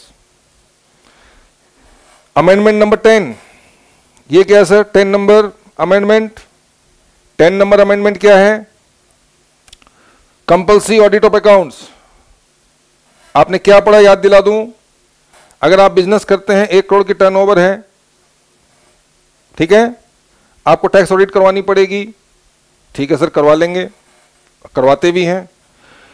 लेकिन अगर आप चाहते हैं कि मैं ये ऑडिट ना करवा करके 35 वो डिम्ड इनकम वाले प्रोविजन में जाना चाहते हो, है ना, आपका था ना 8%, 6%, उसमें जाना चाहते हो, तो 2 करोड़ तक आप जा सकते हो। लेकिन आपकी टर्नओवर अगर 2 करोड़ से ज्यादा है तो फिर आपको कहीं नहीं जाने की जरूरत है, यहीं पे टैक्स ऑडिट होगी। यानी 1 करोड़ से लेकर 2 करोड़ तक चॉइस है, इधर जाओ चाहे उधर जाओ। लेकिन जिधर भी जाना 5 साल तक यू टर्न नहीं लेना। ठीक है, ये सब लॉ आपको याद आ रहा होगा। मैं ये सारी बातें अभी नहीं बता रहा हूं, ये लॉ में जो थी वो बता रहा हूं। ठीक है, तो चेंज क्या है सर? चेंज से पहले आप ये देखो पुराना लॉ क्या था। पहले पुराना वाले लॉ को याद करते हैं, फिर चेंज की बात करते हैं।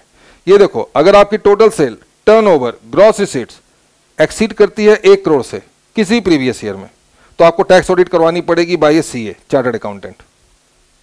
पुरानी बात है, नया कुछ नहीं है। ओके, प्रोवाइडेड दैट, लेकिन देखो पहले मैंने लॉ क्या बताया? पहला लॉ मेरा ये है, फर्स्ट इंस्टांस में मेरा लॉ ये है, 1 करोड़ से ऊपर go for tax audit. Turnover, receipts 1 crore से ऊपर गो फॉर ऑडिट। ठीक है सर, प्रोवाइडेड दैट। लेकिन अब इसके नीचे लिखा हुआ प्रोवाइडेड दैट, यानी कि रुको रुको रुको, थामा। मतलब अभी क्या सुना सर? अभी आपने बोला कि 1 करोड़ से ऊपर की सेल या टर्नओवर या रिसीट है तो आपको टैक्स ऑडिट करवानी पड़ेगी। बिल्कुल सही सुना। अब सुनो, जो सुना अब उसको जरा सा रोक के होल्ड करके चलो। क्या? In case of a person, अगर कोई व्यक्ति है जिसकी aggregate of all amount received including amount receipt for sales, turnover, gross receipts during the previous year in cash है, यानी एक ऐसा व्यापारी है जो कैश में सेल कर रहा है, ठीक है, और ऑन अकाउंट भी सेल कर रहा है, ठीक है सर, वो दोनों तरह की सेल करता है सर। कैश का कस्टमर कैश दे के जाता है, अदरवाइज उसको कोई चेक दे देता है, कोई ऑनलाइन पेमेंट कर देता है, कोई पेटीएम से कर देता है, कोई कई तरह के आजकल एप्स आए हुए पेमेंट करने के, ठीक है। और अगर उसकी मान लिया जाए फॉर एग्जांपल 80 लाख, या 80 न लो, उसकी ले लो आप, 80 न लो बेटा, उसको ले लो आप, उसकी 80 न लो, उसका ले लो आप 1 करोड़ 10 लाख ले लो, 1.10 करोड़ उसकी सेल है, और इसका 5% कितना हो जाएगा सर? 5.5 लाख, 5.5 लाख। अगर उसकी सेल जो है वो कैश में, जो भी कैश की सेल है वो 5.5 लाख से ज्यादा नहीं है, मतलब 1 करोड़ 10 लाख की सेल है, कैश सेल कितनी है? 1 लाख, 2 लाख, 3 लाख चलेगा, 4 लाख चलेगा, 5 लाख चलेगा, 5.5 लाख चलेगा, लेकिन 5.5 लाख से ऊपर अगर आपकी सेल है कैश में तो नहीं चलेगा।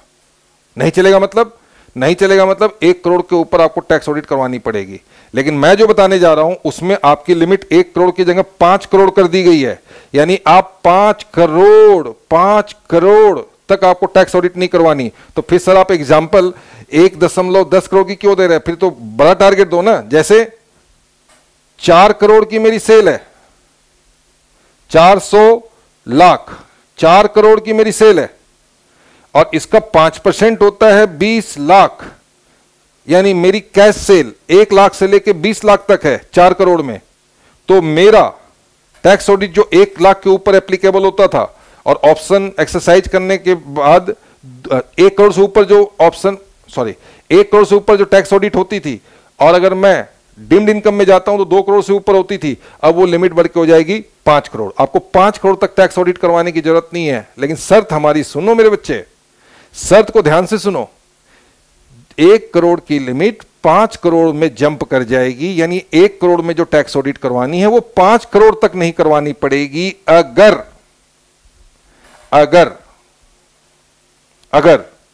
आपकी टोटल सेल का 5% सेल, मैक्सिमम 5% सेल कैश में है। तो सर अगर मान लो 5.5% कैश में सेल है तो आप डिस्क्वालीफाई हैं 5 करोड़ के लिए।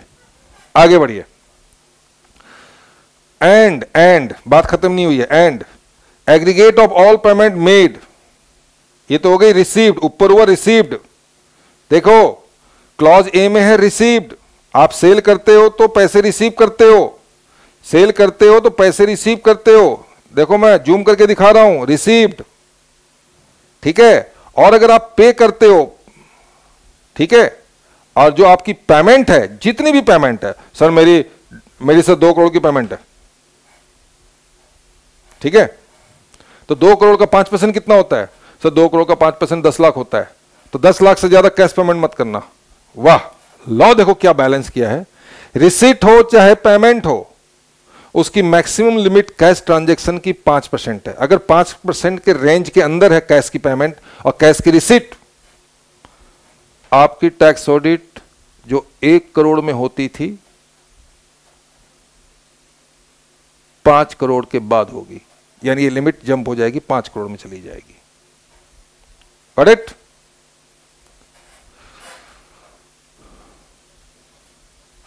ये है अमेंडमेंट, बढ़िया अमेंडमेंट। सर बाकी कोई चेंज नहीं है? बाकी ये सब वैसे ही है, ये वैसे ही है, ये सब वैसे ही है। ये आप अपनी बुक देखोगे सब वही वैसे ही प्रिंट किया हुआ है। चेंज कहां आया है? चेंज आया है क्लॉज ए में एक प्रोविजो इंसर्ट किया गया, और वो प्रोविजो आपके सामने है। क्या है? The limit of 1 crore is increase to 5 crore.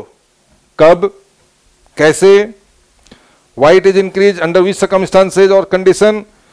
Your tax audit cutoff 1 crore is increased to 5 crore if you are fulfilling 2 conditions. All receipts, whether it is turnover, whatever receipts is there in your business, and your receipt does not exceed 5% in cash. Okay, total receipt का 5% से ज्यादा cash receive नहीं करते। और total payment, जो भी आपके खर्चे हैं, कोई भी खर्चे हैं, गुड्स करो, मटेरियल खरीदो, स्टाफ को सैलरी दो, बिजली का बिल दो, जो भी खर्चे हैं, अगर खर्चे भी आपके टोटल एक्सपेंसेस के 5% से ज्यादा नहीं है, तो ये लिमिट 1 करोड़ से 5 करोड़ हो गई। क्या ये क्लियर हुआ आपको? प्लीज रिस्पॉन्ड करो, लिख के बताओ तब मैं आगे बढ़ूंगा। As I told you, unless you will allow me to proceed further, I am not going to proceed.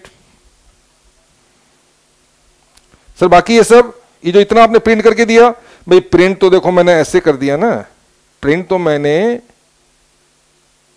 ऐसे कर दिया कि पूरा सेक्शन उतार के प्रिंट कर दिया और जो अमेंडमेंट आई उसको नीचे यहां बीच में लिख दिया। इससे क्या हुआ कि आपको यह पता चल जाएगा किस जगह पर अमेंडमेंट आई है। बाकी कोई अमेंडमेंट नहीं, बाकी का सेक्शन वैसे का वैसे ही है। क्लियर है? तो सर पेमेंट कैसे हमें लेना है? पेमेंट आप कैसे भी लो ना, आप क्रेडिट कार्ड से लो, डेबिट कार्ड से लो, नेट बैंकिंग से लो, इमीडिएट पेमेंट सर्विस लो IMPS, और UPI से लो, रियल टाइम यानी कि RTGS करवाओ, NEFT करवाओ, भीम ऐप से लो, किसी भी तरीके से लो, आधार पे से लो, जैसे लेना लो भैया, कैश मत लेना। Got it? समझ में आया? Good. Now proceed further. Sir PGBP खत्म। सर PGBP अमेंडमेंट क्या आई? यही तो मैं आपसे पूछ रहा हूं, क्या अमेंडमेंट आई? क्यों परेशान होते हो इतना? सर इस अमेंडमेंट से तो कोई फर्क ही नहीं पड़ेगा ज्यादा। बिल्कुल नहीं फर्क पड़ेगा। आओ एक बार फटाफट दोबारा दिखा देता हूं। 32 AD गया, 15% की जो एडिशनल इन्वेस्टमेंट इंसेंटिव जो थी वो खत्म हो गई, 35% का एडिशनल डेप्रिसिएशन गायब हो गया। ओके, और मोटर कार एक पर्टिकुलर पीरियड में खरीदी गई है तो उसका रेट 15% इंक्रीज कर दिया गया। उसके बाद साइंटिफिक रिसर्च में अब 100% के अलावा कोई दूसरा रेट ही नहीं है। उसके बाद CCC 35 CCC और CCD आपके सिलेबस से किक आउट कर दिया गया। उसके बाद स्पेसिफाइड बिजनेस पहले कंपलसरी था, अब ऑप्शनल हो गया। उसके बाद प्रीलिमिनरी एक्सपेंसेज में जो टैक्स ऑडिट है, सॉरी टैक्स ऑडिट नहीं, ऑडिट रिपोर्ट चार्टर्ड अकाउंटेंट की, first year of claiming the deduction must be furnished on और before the furnishing the return, that is 30 September. Compulsory account की audit 1 crore से 5 करोड़ हो गया। कब? जब खर्चा और आमदनी दोनों, टोटल खर्चे टोटल आमदनी के बीच का 5% से ज्यादा ना हो। इतने तो अमेंडमेंट है, बताओ क्या कोई ज्यादा अमेंडमेंट है? हाँ जी, PGBP में इतना ही बवाल है जो इतने बच्चे परेशान हो रहे थे, सर अमेंडमेंट अमेंडमेंट। अब आइए capital gain. Sir capital gain में क्या चेंज है? Yes yes yes, capital gain का चेंज है तो छोटा लेकिन है बड़ा मोटा, मतलब सॉलिड। ये चेंज तो रेगुलर चेंज है, हर साल आता है, इसलिए कोई नई बात नहीं है। पिछली बार आपकी CII कितनी थी, कितना पढ़ते थे? सर 389। प्रीवियस ईयर 2019-20 में आप कितना पढ़ते थे CII? 19-20 का CII कितना था? 19-20 की CII कितनी थी?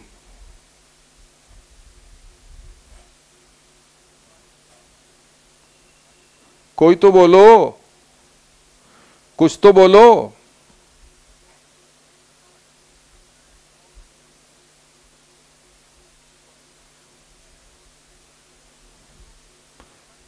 $289, मैं शायद 389 कह रहा था तो शायद मैं गलत कह रहा था, या 289 कह रहा था तो मैं सही कह रहा था, 289। अब ये बढ़ के हो गया 301। किस साल का? 2021 में 301 हो गया। सर ये कैसा अमेंडमेंट है? ये तो रूटीन अमेंडमेंट है, हमेशा ही आता रहेगा। और अब नेक्स्ट ईयर के लिए जो बच्चे अगली बार पेपर दे रहे हैं उनके लिए 317 हो गया। लेकिन 317 आपके किसी काम का नहीं है। कई बार आपको वो बातें ज्यादा याद रहती है जो काम की नहीं होती। आपका CII 289 से बढ़ के 301 हो गया। गुड। सर ये कोई ज्यादा अच्छा चेंज था? ये तो रूटीन चेंज है, ये तो हर साल होता है, every year there is a change. मैं इस चेंज की बात नहीं कर रहा हूं, मैं तो किसी और चेंज की बात कर रहा हूं जो बड़ी शानदार चेंज है। ठीक है, अमेंडमेंट नंबर 11, इसको जरा आप देखें। अमेंडमेंट नंबर 11 सेक्शन 55 में ये चेंज आया था, देखो क्या है जरा। If capital assets is acquired, capital assets आपने एक्वायर किया, यस सर, बिफोर 1/4/2001। सर हम तो जानते हैं इसके बारे में। हाँ भाई जानते हो, मुझे ही पता है कि आपको पता है। क्या जानते हो? सर अगर मैंने कोई असेट्स 1/4/2001 से पहले खरीदी तो उसकी एक्चुअल कॉस्ट और 1/4/2001 की फेयर मार्केट वैल्यू इन दोनों में से मैं कोई भी अमाउंट ऑप्ट कर सकता हूं, और जब ऑप्ट करूंगा तो मैं हायर ही ऑप्ट करूंगा। हाँ ठीक है, सही जानते हो आप। तो आप क्या बताने वाले हो, आगे तो चलो।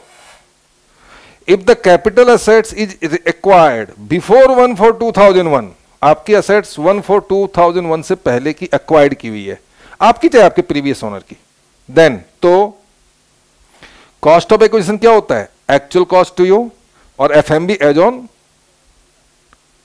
This date whichever is higher. Sir इसमें नया क्या था, ये तो हम जानते थे। हाँ भाई, मैंने कब कहा ये नया है, मैं तो कह ही रहा हूं कि ये यहां तक तो सारी बातें पुरानी है, नई तो अभी स्टार्ट हो रही है। हाउएवर, यहां से नया तो अब आया। हाउएवर क्या, हाउएवर अगर कोई कैपिटल असेट्स, कौन सा capital assets, in case of land और बिल्डिंग और बोथ, ठीक है सर, अगर कोई ऐसी वाली कैपिटल असेट्स है और इसका जो एफएमवी है 1/4/2001 का, राइट, वो एफएमवी किसी भी सिचुएशन में, ठीक है, स्टाम्प ड्यूटी वैल्यू को क्रॉस नहीं करेगा। कौन सी रेट का स्टाम्प ड्यूटी वैल्यू, 2001 का। सर नहीं मजा आ रहा, नहीं समझ में आ रहा, अभी देखो समझ में आएगा आपको। ये लो स्केल बना लो, एक स्केल से सब समझ में आता है। ये है आपका 1/4/2001, ठीक है। ये है आपका 1998-99। सर हमने यहां पर एक लैंड खरीदी, बहुत बढ़िया, कितने की, सर 2 लाख की खरीदी। चलो जी 2 लाख की लैंड खरीद ली, बहुत बढ़िया किया आपने। और अब सर जिस ये जो एफएमबी वाली डेट है, इस एफएमबी वाली डेट में इस लैंड की जो एफएमबी है सर, वो मैंने ले ली 10 लाख। अरे ऐसे कैसे ले ली, ऐसे कैसे ले ली सर, मैं इसलिए ले लिया ना सर, ये 2 लाख और ये 10 लाख दोनों में से जो हायर होगा वो मेरी कॉस्ट हो जाएगी, और सर फिर मैं 10 लाख को यहां से लेकर के ईयर ऑफ ट्रांसफर तक इंडेक्स कर लूंगा। सर मोटा अमाउंट अगर इंडेक्स होगा तो खूब मोटा होगा, और जब इंडेक्स कॉस्ट ऑफ एक्विजिशन खूब मोटा होगा तो सर मेरा जो कैप गेन है ना वो छोटा होगा, और छोटा कैप गेन बोले तो छोटा टैक्स, छोटा टैक्स मतलब कंफर्ट। तो भैया तू छोटे टैक्स के चक्कर में एफएमबी गलत ले लेगा। सर छोड़ो ना सर, किसी को क्या पता चलेगा आज से 21 साल पहले उस प्रॉपर्टी की एफएमबी क्या थी, कौन जानता है सर। वैसे तो सर मुझे थोड़ा बहुत आइडिया है, एफएमबी मुश्किल से सर इसकी 5 से 6 लाख के बीच में थी, लेकिन सर मैंने तो 10 लाख ले लिया अपनी, तो सर बल्ले बल्ले। आप ऐसा क्यों करेंगे, आपको पता है आप क्यों करेंगे, आप अच्छी तरह से जानते हैं, आप बहुत अच्छी तरह समझते हैं कि वो 5 लाख या 6 लाख की एफएमबी की जगह 10 लाख क्यों ले रहा है, क्योंकि सर वो जितनी ज्यादा एफएमबी लेगा वो अपनी कॉस्ट को हायर में 10 लाख ले लेगा, और फिर उसको बाद में इंडेक्स करके अपनी सेल प्राइस में से लेस करके अपने कैपिटल गेन को कम कर लेगा। और ये खूब हो रहा था, खूब ये नौटंकी हो रही थी, यहां तक कि सपोज मेरे पास कई बार फोन आया करते थे कि सर मेरे अंकल ने एक मकान बेचा है, और सर वो मकान तो उनका 1992 का खरीदा हुआ था, तो सर अब बताओ मैं उसकी कॉस्ट क्या लूं। मैंने कहा भाई 1992 की कॉस्ट ले लो, 2001 की एफएमबी ले लो। तो वो मेरे से पूछते थे सर एफएमबी क्या लूं, सर आपको क्या पता है, उसके लिए कोई लिस्ट है। मैं बोला बेटा कोई लिस्ट नहीं है, जाओ उसकी मार्केट में उस डेट की एफएमबी पता करो। सर कौन बताएगा, सर कुछ भी ले लेता हूं। तो ये चक्कर था, लोग जो मन में आता था वो ले लेते थे, और जो मन में आता था ले लेते थे, मतलब समझ रहे हो, ज्यादा ही लेते थे, जितनी एफएमबी होती थी उससे ज्यादा लेते थे। अब लॉ ने कहा, अब सुनो क्या कहा, अमेंडमेंट क्या आई, मजेदार तो अमेंडमेंट है। अब लॉ ने कहा कि मोहन प्यारे बहुत बजा ली मुरली, बहुत ले लिया आनंद, अब तुम्हारी एफएमबी किसी भी सिचुएशन में more than stamp duty value नहीं होगी। और स्टाम्प ड्यूटी वैल्यू किस डेट की, इस डेट की। सर इस डेट की स्टाम्प ड्यूटी वैल्यू मुझे कैसे पता चलेगी, ये आपको रजिस्ट्रार की ऑफिस से पता चल जाएगा, ये आपको रजिस्ट्रार की ऑफिस से पता चल जाएगा। तो अब मान लो स्टाम्प ड्यूटी वैल्यू उसकी मान लिया जाए 5 लाख थी, तो आप एफएमबी 10 लाख नहीं ले सकते, आप मैक्सिमम 5 ले सकते हैं। लेकिन अगर आपने 4 लाख ले रखी है तो फिर 4 लाख ले सकते हो। लेकिन अगर 5 लाख से ज्यादा ले रखी है तो फिर 5 ही लाख लोगे। सर ये तो गलत बात है सर, स्टाम्प ड्यूटी वैल्यू तो सर बहुत कम होती है सर, स्टाम्प ड्यूटी वैल्यू अगर मैं लूंगा तो वो तो बहुत कम वैल्यू होगी, उससे तो फिर मेरा इंडेक्सेशन का अमाउंट भी बहुत कम होगा, सर मेरा टैक्स बढ़ जाएगा। भाई साहब होता क्या है, वैसे तो हम बुरे नहीं हैं, लेकिन आपकी ज्यादतियां बहुत बुरा बना देती है कई बार। लॉ उतना बुरा नहीं होता, लेकिन लॉ का जब मिसयूज आप लोग करने लगते हो तो लॉ फिर टाइट हो जाता है, और जब टाइट हो जाता है तो फिर आप कहते हो सर आप तो ऐसे न थे। अरे भाई मैं ऐसा था, लॉ ऐसा था, नहीं था, लॉ ऐसा हो गया, तो कहीं ना कहीं से आपने तो मिसयूज किया है। हमने सोचा चलो तुम समझदार हो, अपनी समझदारी से ईमानदारी से कुछ कर लोगे, लेकिन समझदारी और ईमानदारी कहां, यहां तो मौका, मौके पे चौका। यही तो इंडियन है, बीइंग ए ट्रू इंडियन। सच्चा भारतीय कौन है, जो मौके पे चौका मारे, और आप लोग चौका मार रहे हो। गवर्नमेंट देखिए भैया कुछ ज्यादा ही चौके लग रहे हैं, इस पे तो नकेल कसनी पड़ेगी।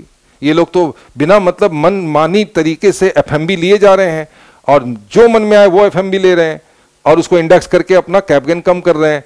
तब लॉ ने कहा भैया तेरी एफएमबी उस दिन की, किस दिन की, 1 अप्रैल 2001 की एफएमबी और 1 अप्रैल 2001 की ही स्टाम्प ड्यूटी वैल्यू, जो दोनों मतलब जो है आपकी एफएमबी एसडीवी से ज्यादा नहीं हो सकती। ठीक है, चलो तो सर कैसा अमेंडमेंट है, कैसा अमेंडमेंट है, एग्जाम देने जा रहे हो दिसंबर में, हाँ जा रहे हैं सर। एफएमबी के साथ उस डेट की एसडीबी भी मिलेगी क्वेश्चन में। एफएमबी के साथ अब तक क्या था, एक्चुअल कॉस्ट क्वेश्चन में दिया होता था, एफएमबी दी होती थी साथ में, अब उसी डेट की 1/4/2001 की एसडीबी तुम्हें मिलेगी। और अब तुम्हें अपनी एफएमबी को रेस्ट्रिक्ट करना है maximum up to stamp duty value, और फिर बाकी नॉर्मल प्रोसेस है।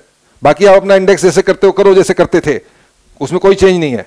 यहां देखो क्या लिखा हुआ है, अगर कैपिटल असेट्स बिंग लैंड और बिल्डिंग, सिर्फ इसी के लिए, बाकियों के लिए नहीं है, लैंड और बिल्डिंग और both FMB of such assets as on 1/4/2001 shall not exceed, ये क्रॉस नहीं करेगा stamp duty value as on that date, उसी डेट की, मतलब मैक्सिमम लिमिट आपकी हो गई। जैसे land purchase in 96-97 10 lakh, FMB as on 1/4/2001 12 lakh, तो स्टाम्प ड्यूटी वैल्यू 11 लाख, तो 12 लाख जो है वो 11 लाख से ज्यादा नहीं हो सकता। तो आपका कॉस्ट ऑफ एक्विजिशन क्या लिया जाएगा, कॉस्ट ऑफ एक्विजिशन आपका लिया जाएगा 10 लाख और 12 लाख नहीं, 10 लाख और 11 lakh, whichever is higher, तो ये लिया जाएगा 11 लाख। क्या ये क्लियर है? अच्छे अमेंडमेंट, एग्जाम ओरिएंटेड अमेंडमेंट, न इसके पहले कोई चेंज न इसके कोई बाद में चेंज, सिर्फ एक जगह चेंज कि आपको अपनी एफएमबी कितनी पिक करनी है, सिर्फ ये चेंज है, इसके अलावा और कोई चेंज नहीं है। ओके, समझ मारो? चलो कैपिटल गेन का अगला change slump sale, sale for lump sum, sale for lump sum amount, sale of business, sale of undertaking as a whole, you are selling your business as a whole for a lump sum consideration without being assigning individual value to the individual assets and individual liability। याद आ रहा है? Section 2 subsection 42 capital C definition of slump cell.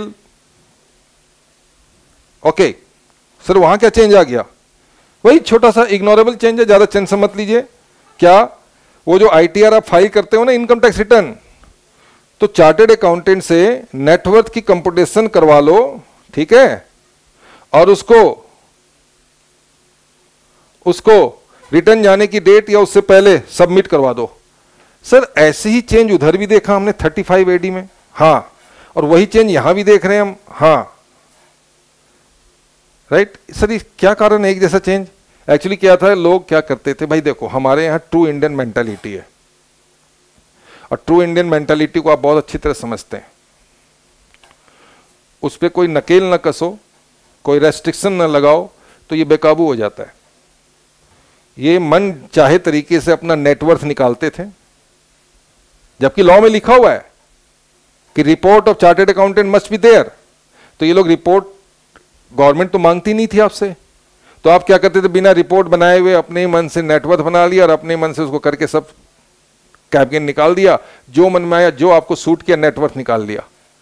क्योंकि आपसे कोई report तो मांगी नहीं जाती थी, रिपोर्ट बनवाने के लिए कहा जाता था लॉ में, लेकिन मांगी नहीं जाती थी। अब कहता है बेटा एक काम कर, स्लम सेल किया है ना, प्रीलिमिनरी एक्सपेंसेस 35 वाली जो तुमने डिडक्शन क्लेम की थी उसमें फर्स्ट ईयर में, और यहां पर स्लम सेल जिस साल किया उस साल में सीए की रिपोर्ट भेज देना साथ के साथ।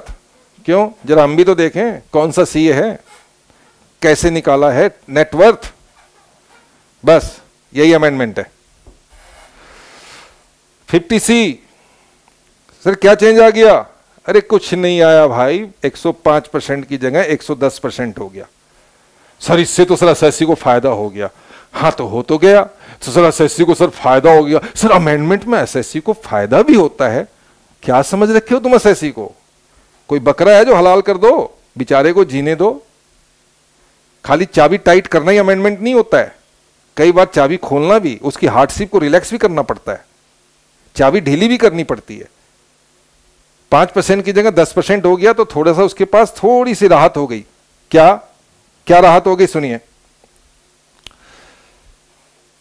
कि आपको याद आ रहा है ना, 5%, 105% था अर्लियर, अब वो हो गया 110%। मतलब सेल प्राइस 38 लाख, ठीक है, स्टाम्प ड्यूटी वैल्यू 42 लाख, ठीक है सर।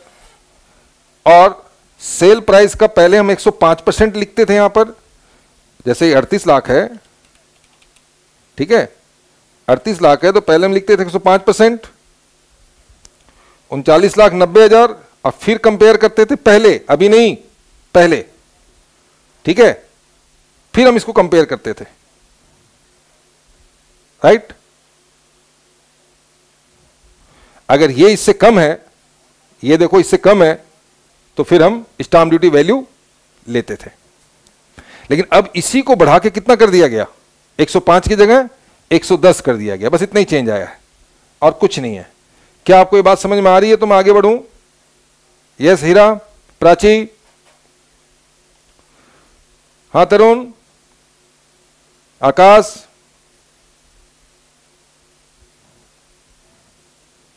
पहले 105 वाला याद है ना?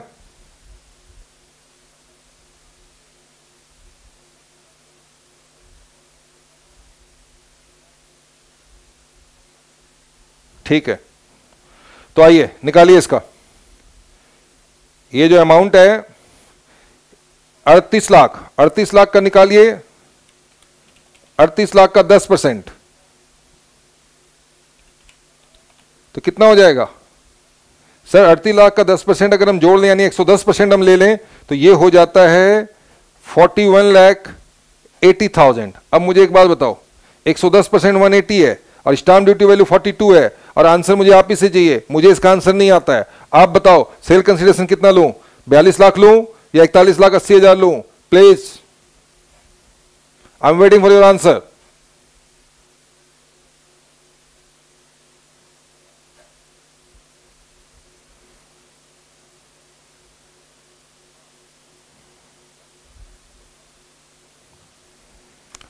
$42 लाख लूं या 41,80,000 लूं?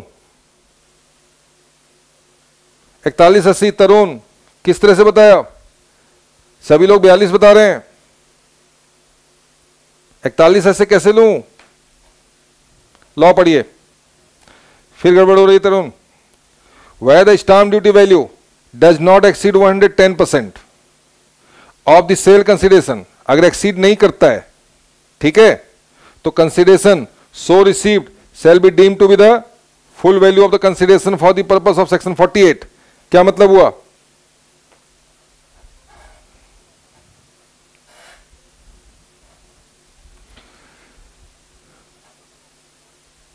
अगर stamp duty value exceed 110% of sale consideration को एक्सीड नहीं करता है, ठीक है,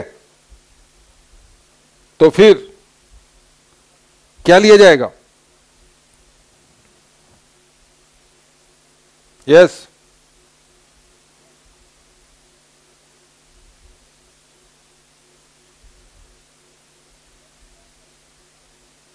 लॉ क्या है? लॉ क्या है? चलो हटाओ, अब मुझे लॉ बताना पड़ेगा। लॉ क्या है भाई? सर लॉ तो ये है कि आप अपना sale consideration stamp duty value से कम नहीं दिखा सकते। अगर आप कम दिखाओगे तो स्टाम्प ड्यूटी वैल्यू ली जाएगी। बिल्कुल सही। फिर लॉ कहता है नहीं सर कम दिखा सकते हैं। कितना कम? 10% तक की मार्जिन अलाउड है। ठीक है सर, हमने अपना सेल प्राइस दिखाया 38 लाख, सेल प्राइस दिखाया 38 लाख, 38 लाख में 10% जोड़ दिया तो ये हो गया 41,80,000, यानी समझ रहे हो। और अगर अभी भी ये स्टाम्प ड्यूटी वैल्यू से कम है तो इसका सेल कंसिडरेशन क्या लिया जाए?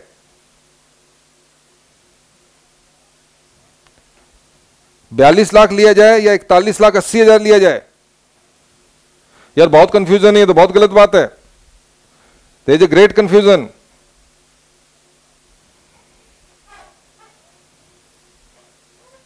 चलो इसको देखो पहले, मैं फिर बता रहा हूं, लिख के बता रहा हूं, शायद प्रिंटेड आपकी समझ में नहीं आ रहा है। Sale price 38 lakh, stamp duty value 42 lakh. बाकी बाद में देखना। क्या लॉ है? 50C क्या कहता है? सर 50C कहता है you are not allowed to show your sale price below यानी less than stamp duty value. ठीक है, आप अगर 42 लाख से कम दिखाओगे तो हम आपकी सेल कंसिडरेशन 42 लाख लेंगे। लेकिन यही लॉ फिर आगे प्रोविजन में कहता है कि नहीं नहीं नहीं नहीं नहीं नहीं नहीं ऐसे नहीं, जो सेल प्राइस है उसका 110% निकाल लो। अब ये कितना हो गया? सर ये हो गया 41.8 लाख। ठीक है, अगर इसके 110% 10% बढ़ाए जाने के बाद भी इन दोनों में डिफरेंस है यानी कि एचडीबी बढ़ा है तो फिर आपका सेल प्राइस मतलब सेल कंसिडरेशन लिया जाएगा एचडीबी। एचडीबी क्या आपकी 42 लाख, यानी आप जो कम है वो कम 10% से भी ज्यादा कम है। यानी देख रहे हो, इसको मैंने 10% टॉपअप किया फिर भी आप 42 से नीचे हैं 20,000। हां, यही 4180 की जगह 4280 हो जाता। प्लीज ध्यान दीजिए। तो फिर जो आपकी सेल प्राइस है वही सेल प्राइस हम लेते हैं।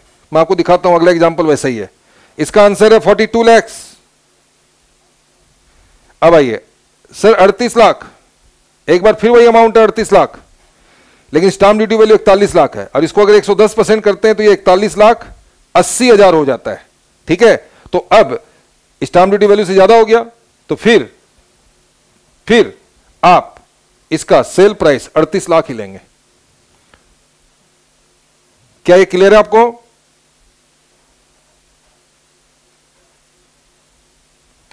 अगर stamp duty value sale price के 110% से ज्यादा है तो स्टाम्प ड्यूटी वैल्यू लेंगे। अगर stamp duty value sale price के 110% से कम है तो फिर हम सेल प्राइस लेंगे। 110% ऑफ सेल प्राइस नहीं, सेल प्राइस लेंगे। जैसा कि यहां पर हमने लिया, यहां देखो 35 लाख है। 35 लाख को अगर मैं 10% टॉपअप कर दूं, 35 लाख को मैं 10% से अगर बढ़ा दूं तो 38,50,000 हो जाता है। ठीक है सर, अब मैं देख रहा हूं कि मेरा स्टाम्प ड्यूटी वैल्यू इससे ज्यादा है। हां सर ज्यादा है, तो ज्यादा तो स्टाम्प ड्यूटी वैल्यू लेंगे 39 लाख। अगला क्वेश्चन, सर ये 38 लाख है अगर, और इसका जो 110% है वो 38.5 लाख है, तो स्टाम्प ड्यूटी वैल्यू इससे कम है तो फिर हम सेल प्राइस लेंगे यानी 35 लाख लेंगे। और यहां पर सेल प्राइस 35 है, स्टाम्प ड्यूटी वैल्यू 30 है, तो जब पहले से ही इसमें तो सेक्शन 50C अट्रैक्ट ही नहीं होगा तो इसका तो हम लेंगे 35 लाख। अगर आपकी sale price stamp duty value से ज्यादा है तो हम उसको 110% जोड़ने की क्या जरूरत है, फिर तो हम उसकी सेल प्राइस ही लेंगे। सेक्शन 50C अट्रैक्ट ही नहीं हो रहा। सेक्शन 50C तब अट्रैक्ट होता है when your sale price is less than stamp duty value. I think it is clear now. कुछ भी नहीं बदला यार, पुरानी नॉलेज में 5% को डिलीट मार दो, 10% पेस्ट कर दो, हो गया बस। आगे बढ़ो। Income from other source, income from other source, income from other source, income from other source. चलो जी, इनकम फ्रॉम अदर सोर्स को करवा देते हैं आज। ठीक है, इनकम फ्रॉम अदर सोर्स में आइए क्या है। सबसे अच्छी खबर, सबसे प्यारी खबर, जो आपको बड़ी परेशान किया करती थी डिम डिविडेंड में, आप पढ़ा करते थे कि सर डिविडेंड में सीडीटी करती है कॉर्पोरेट डिविडेंड टैक्स या डीडीटी डिविडेंड डिस्ट्रीब्यूशन टैक्स। अब मेरे बच्चों ये सब खत्म, मतलब अब कंपनी किसी भी तरह के टैक्सेस नहीं काटेगी डिविडेंड पर। अब ये सारे डिविडेंड शेयर होल्डर के हाथ में टैक्सेबल है, चाहे वो नॉर्मल डिविडेंड हो तो भी शेयर होल्डर ही टैक्स देगा, उसकी अदर सोर्स की इनकम में ऐड होगा। अगर वो डीम्ड डिविडेंड हो जैसे 222A, 222B, 222C, 222D, 222E, ये डिम डिविडेंड हो, कोई भी डिम डिविडेंड हो, इस पे भी टैक्स शेयर होल्डर ही देगा। मतलब अब कंपनी की कोई टेंशन नहीं। अब वो लॉ भी खत्म हो गया। कौन सा लॉ? कौन सा लॉ खत्म हो गया कि अगर आपकी डिविडेंड इनकम 10 लाख से ज्यादा है तो 10 लाख से ऊपर के अमाउंट पर 10% का टैक्स लगेगा अंडर सेक्शन 115B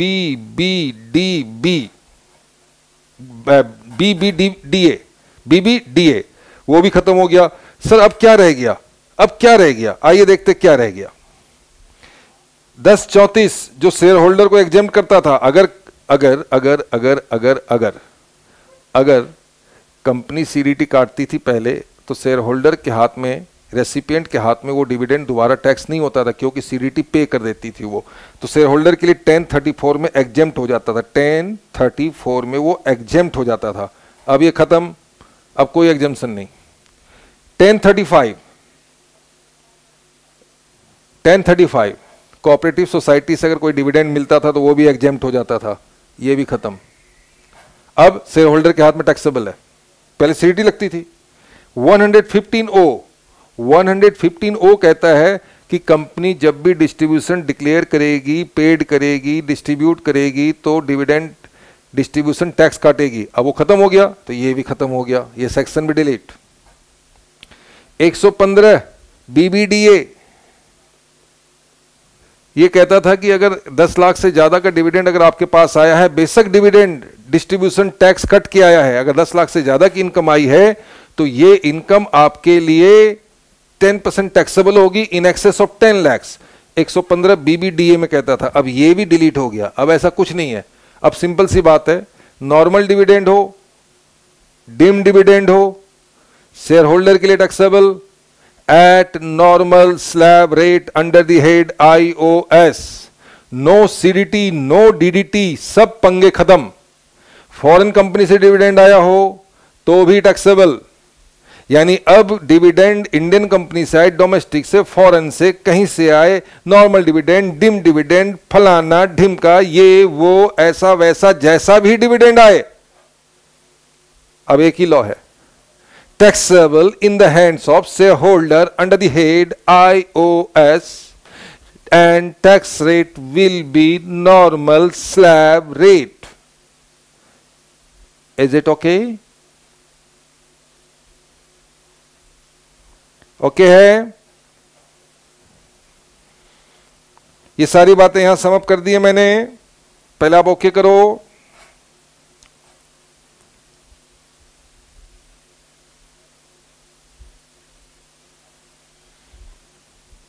ओके है?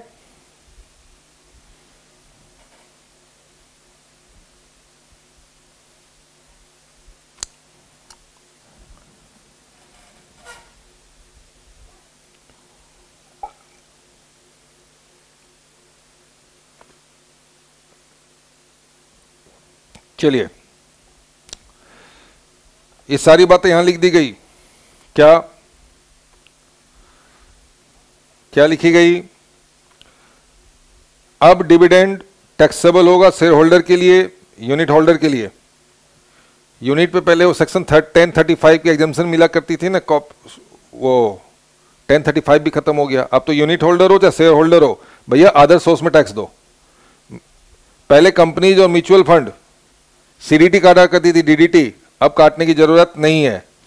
1035 की एग्जाम्पशन मिला करती थी, अब कोई जरूरत नहीं है।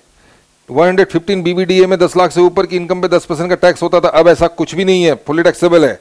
और कंक्लूजन ये है कि चाहे वो डिम डिविडेंड हो या फिर नॉर्मल डिविडेंड हो, अब वो टैक्सेबल होगा शेयर होल्डर के लिए। लेकिन इस डिविडेंड में फुल्ली टैक्सेबल होने पर एक आपको राहत मिलेगी। क्या सर राहत? आपको डिडक्शन दिया जाएगा। कितना कितना डिडक्शन दिया जाएगा? तो आइए फ्रॉम द बेयर एक्ट पहले पढ़ लेते, फिर आपको सिंपल वर्डिंग में पढ़ा दूंगा। बेयर एक्ट में क्या चेंज आया, ये जो हमने पढ़ा ना अभी कि शेयर होल्डर के लिए टैक्सेबल है, तो उस टैक्सेबल अमाउंट में कोई डिडक्शन मिलेगी शेयर होल्डर को। तो आइए देखते हैं। Following proviso shall be inserted, ये फिनांस एक्ट 2020 में इंसर्ट किया गया। एक तरफ से जब वो सीडीटी डीडीटी ये सब हटाया और सीधे डायरेक्ट अब शेयर होल्डर के लिए टैक्सेबल करवाया, तो जब ये अमेंडमेंट आई तो अब शेयर होल्डर को डिडक्शन भी तो देना पड़ेगा। तो वो कह रहे हैं कि असेसमेंट ईयर 21-22 से क्या डिडक्शन मिलने वाली है, जरा ध्यान दीजिए क्या मिलनी है और कितनी मिलनी है। लॉ का बहुत ही नेगेटिव स्टार्ट है। Provided that no deduction, start हो रहा है नो से, no deduction shall be allowed from the dividend income.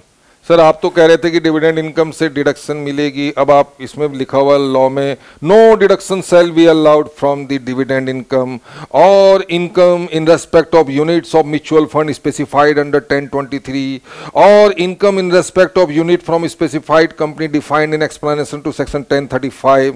यानी कहना चाह रहा है कि कोई डिडक्शन ही नहीं मिलेगी, ये डिनाइल मोड में है। वो बोलता है जी ना तो हम डिविडेंड पे डिडक्शन देंगे, ना ही म्यूचुअल फंड के यूनिट पे होने वाली इनकम से देंगे, और ना ही हम 1035 की जो यूनिट की इनकम है, इन शॉर्ट हम यूनिट की इनकम पे और शेयर की इनकम पर कोई डिडक्शन नहीं देंगे। पहले ही इसका मुंह राउंड शेप में खुलता है, नो डिडक्शन। फिर कहता है, पहले तो ना कर दिया, फिर कहता है अदर देन, यानी डिडक्शन तो देंगे अदर देन। पहले तो कह दिया हम कोई डिडक्शन नहीं देंगे, फिर कहा यार कुछ ज्यादा ही बोल गए हम तो, कोई डिडक्शन मतलब फिर तो डिडक्शन कोई मिलेगी नहीं। फिर उसने कहा नहीं नहीं नहीं नहीं, नहीं।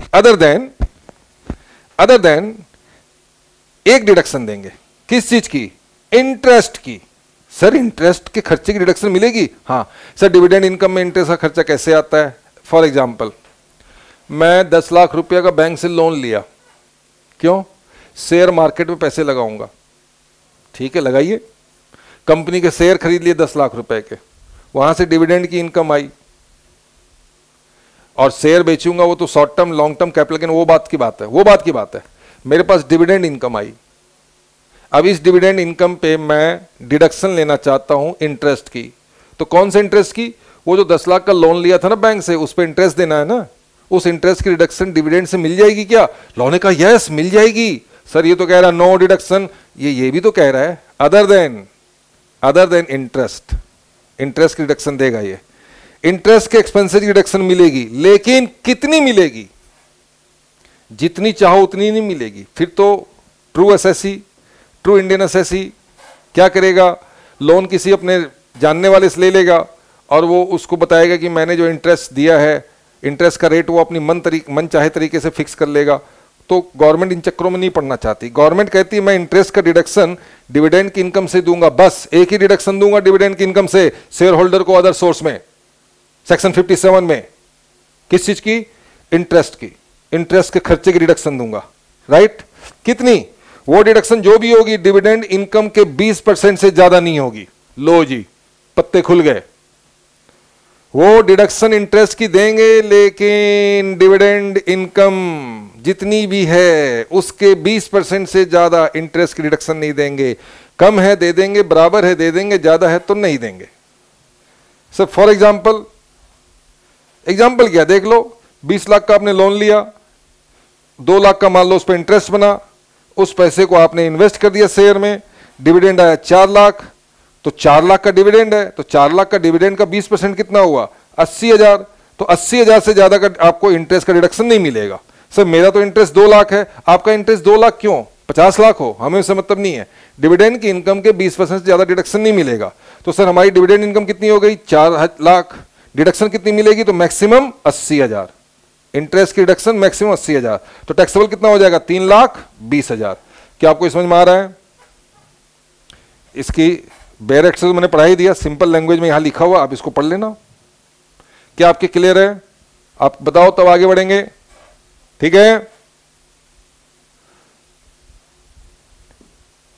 और ये एक लास्ट अमेंडमेंट आज की क्लास का, आज की क्लास का ये लास्ट अमेंडमेंट 56(2)(10। सर इसमें क्या चेंज है? अरे भाई साहब, अभी अभी आपने 50C में एक चेंज देखा ना, क्या देखा सर? उधर देखा ना मैं 10% का इंक्रीज हो गया, 5% वाला स्टाम्प ड्यूटी वैल्यू वाला जो था उसमें 5% की जगह 10% हो गया। तो जब उधर 5 का 10 हुआ तो वैसा ही लॉ अदर सोर्स में इमूवेबल प्रॉपर्टी के केस में है कि नहीं? हाँ सर है ना। तो वहां पर भी 5 की जगह 10 हो जाएगा। बाकी लॉ वही है, बाकी लॉ वही है। आपको याद आ रहा है ये लॉ? आपको ये लॉ याद आ रहा है?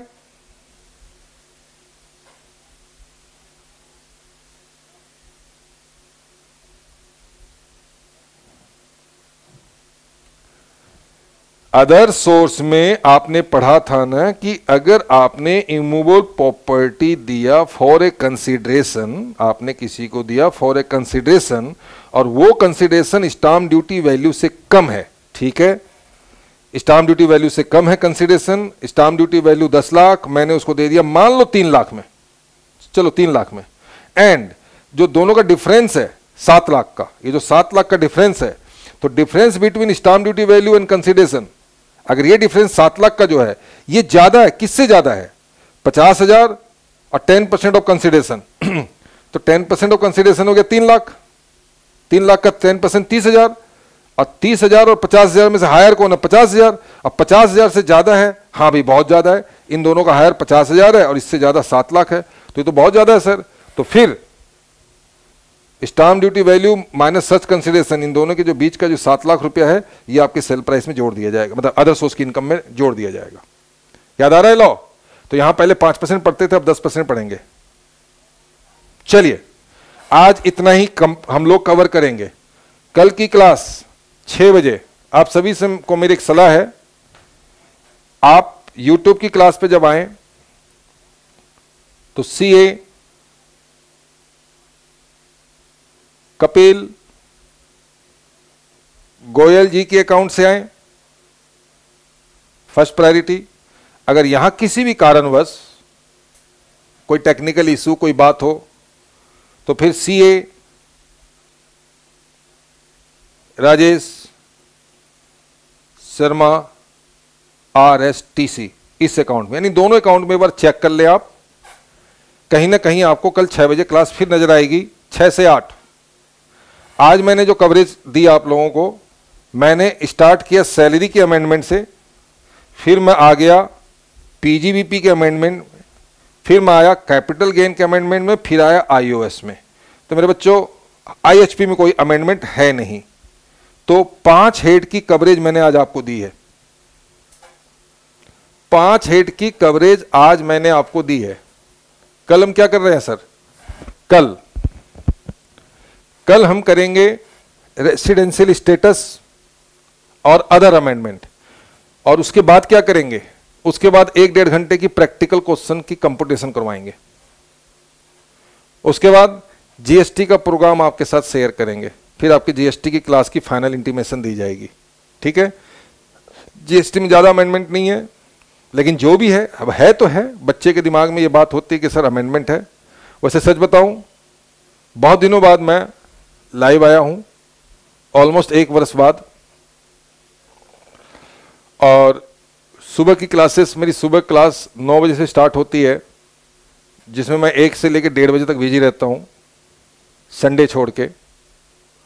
फिर उन क्लासेस के बाद नोट्स की प्रिपरेशन भी चल रही है, assessment year 22-23 for the exams of the next years. आपकी एग्जाम के लिए ये अमेंडमेंट है, जीएसटी का अमेंडमेंट भी आपको दे दूंगा, मैं जल्दी दे दूंगा, ज़्यादा डिले नहीं करूंगा, क्योंकि अब जो काम करना उसको करके पूरा करूं। और बाकी बहुत अच्छा लगा, कई दिनों बाद आप सभी लोगों से इंटरेक्शन हुआ। चलिए आप अपना ध्यान रखें, खासकर अपनी सेहत का ध्यान रखें, और बहुत बहुत ज़्यादा ध्यान रखें अपनी डाइट का, सेहत का, अपनी स्टडी का। चलिए, जय हिंद।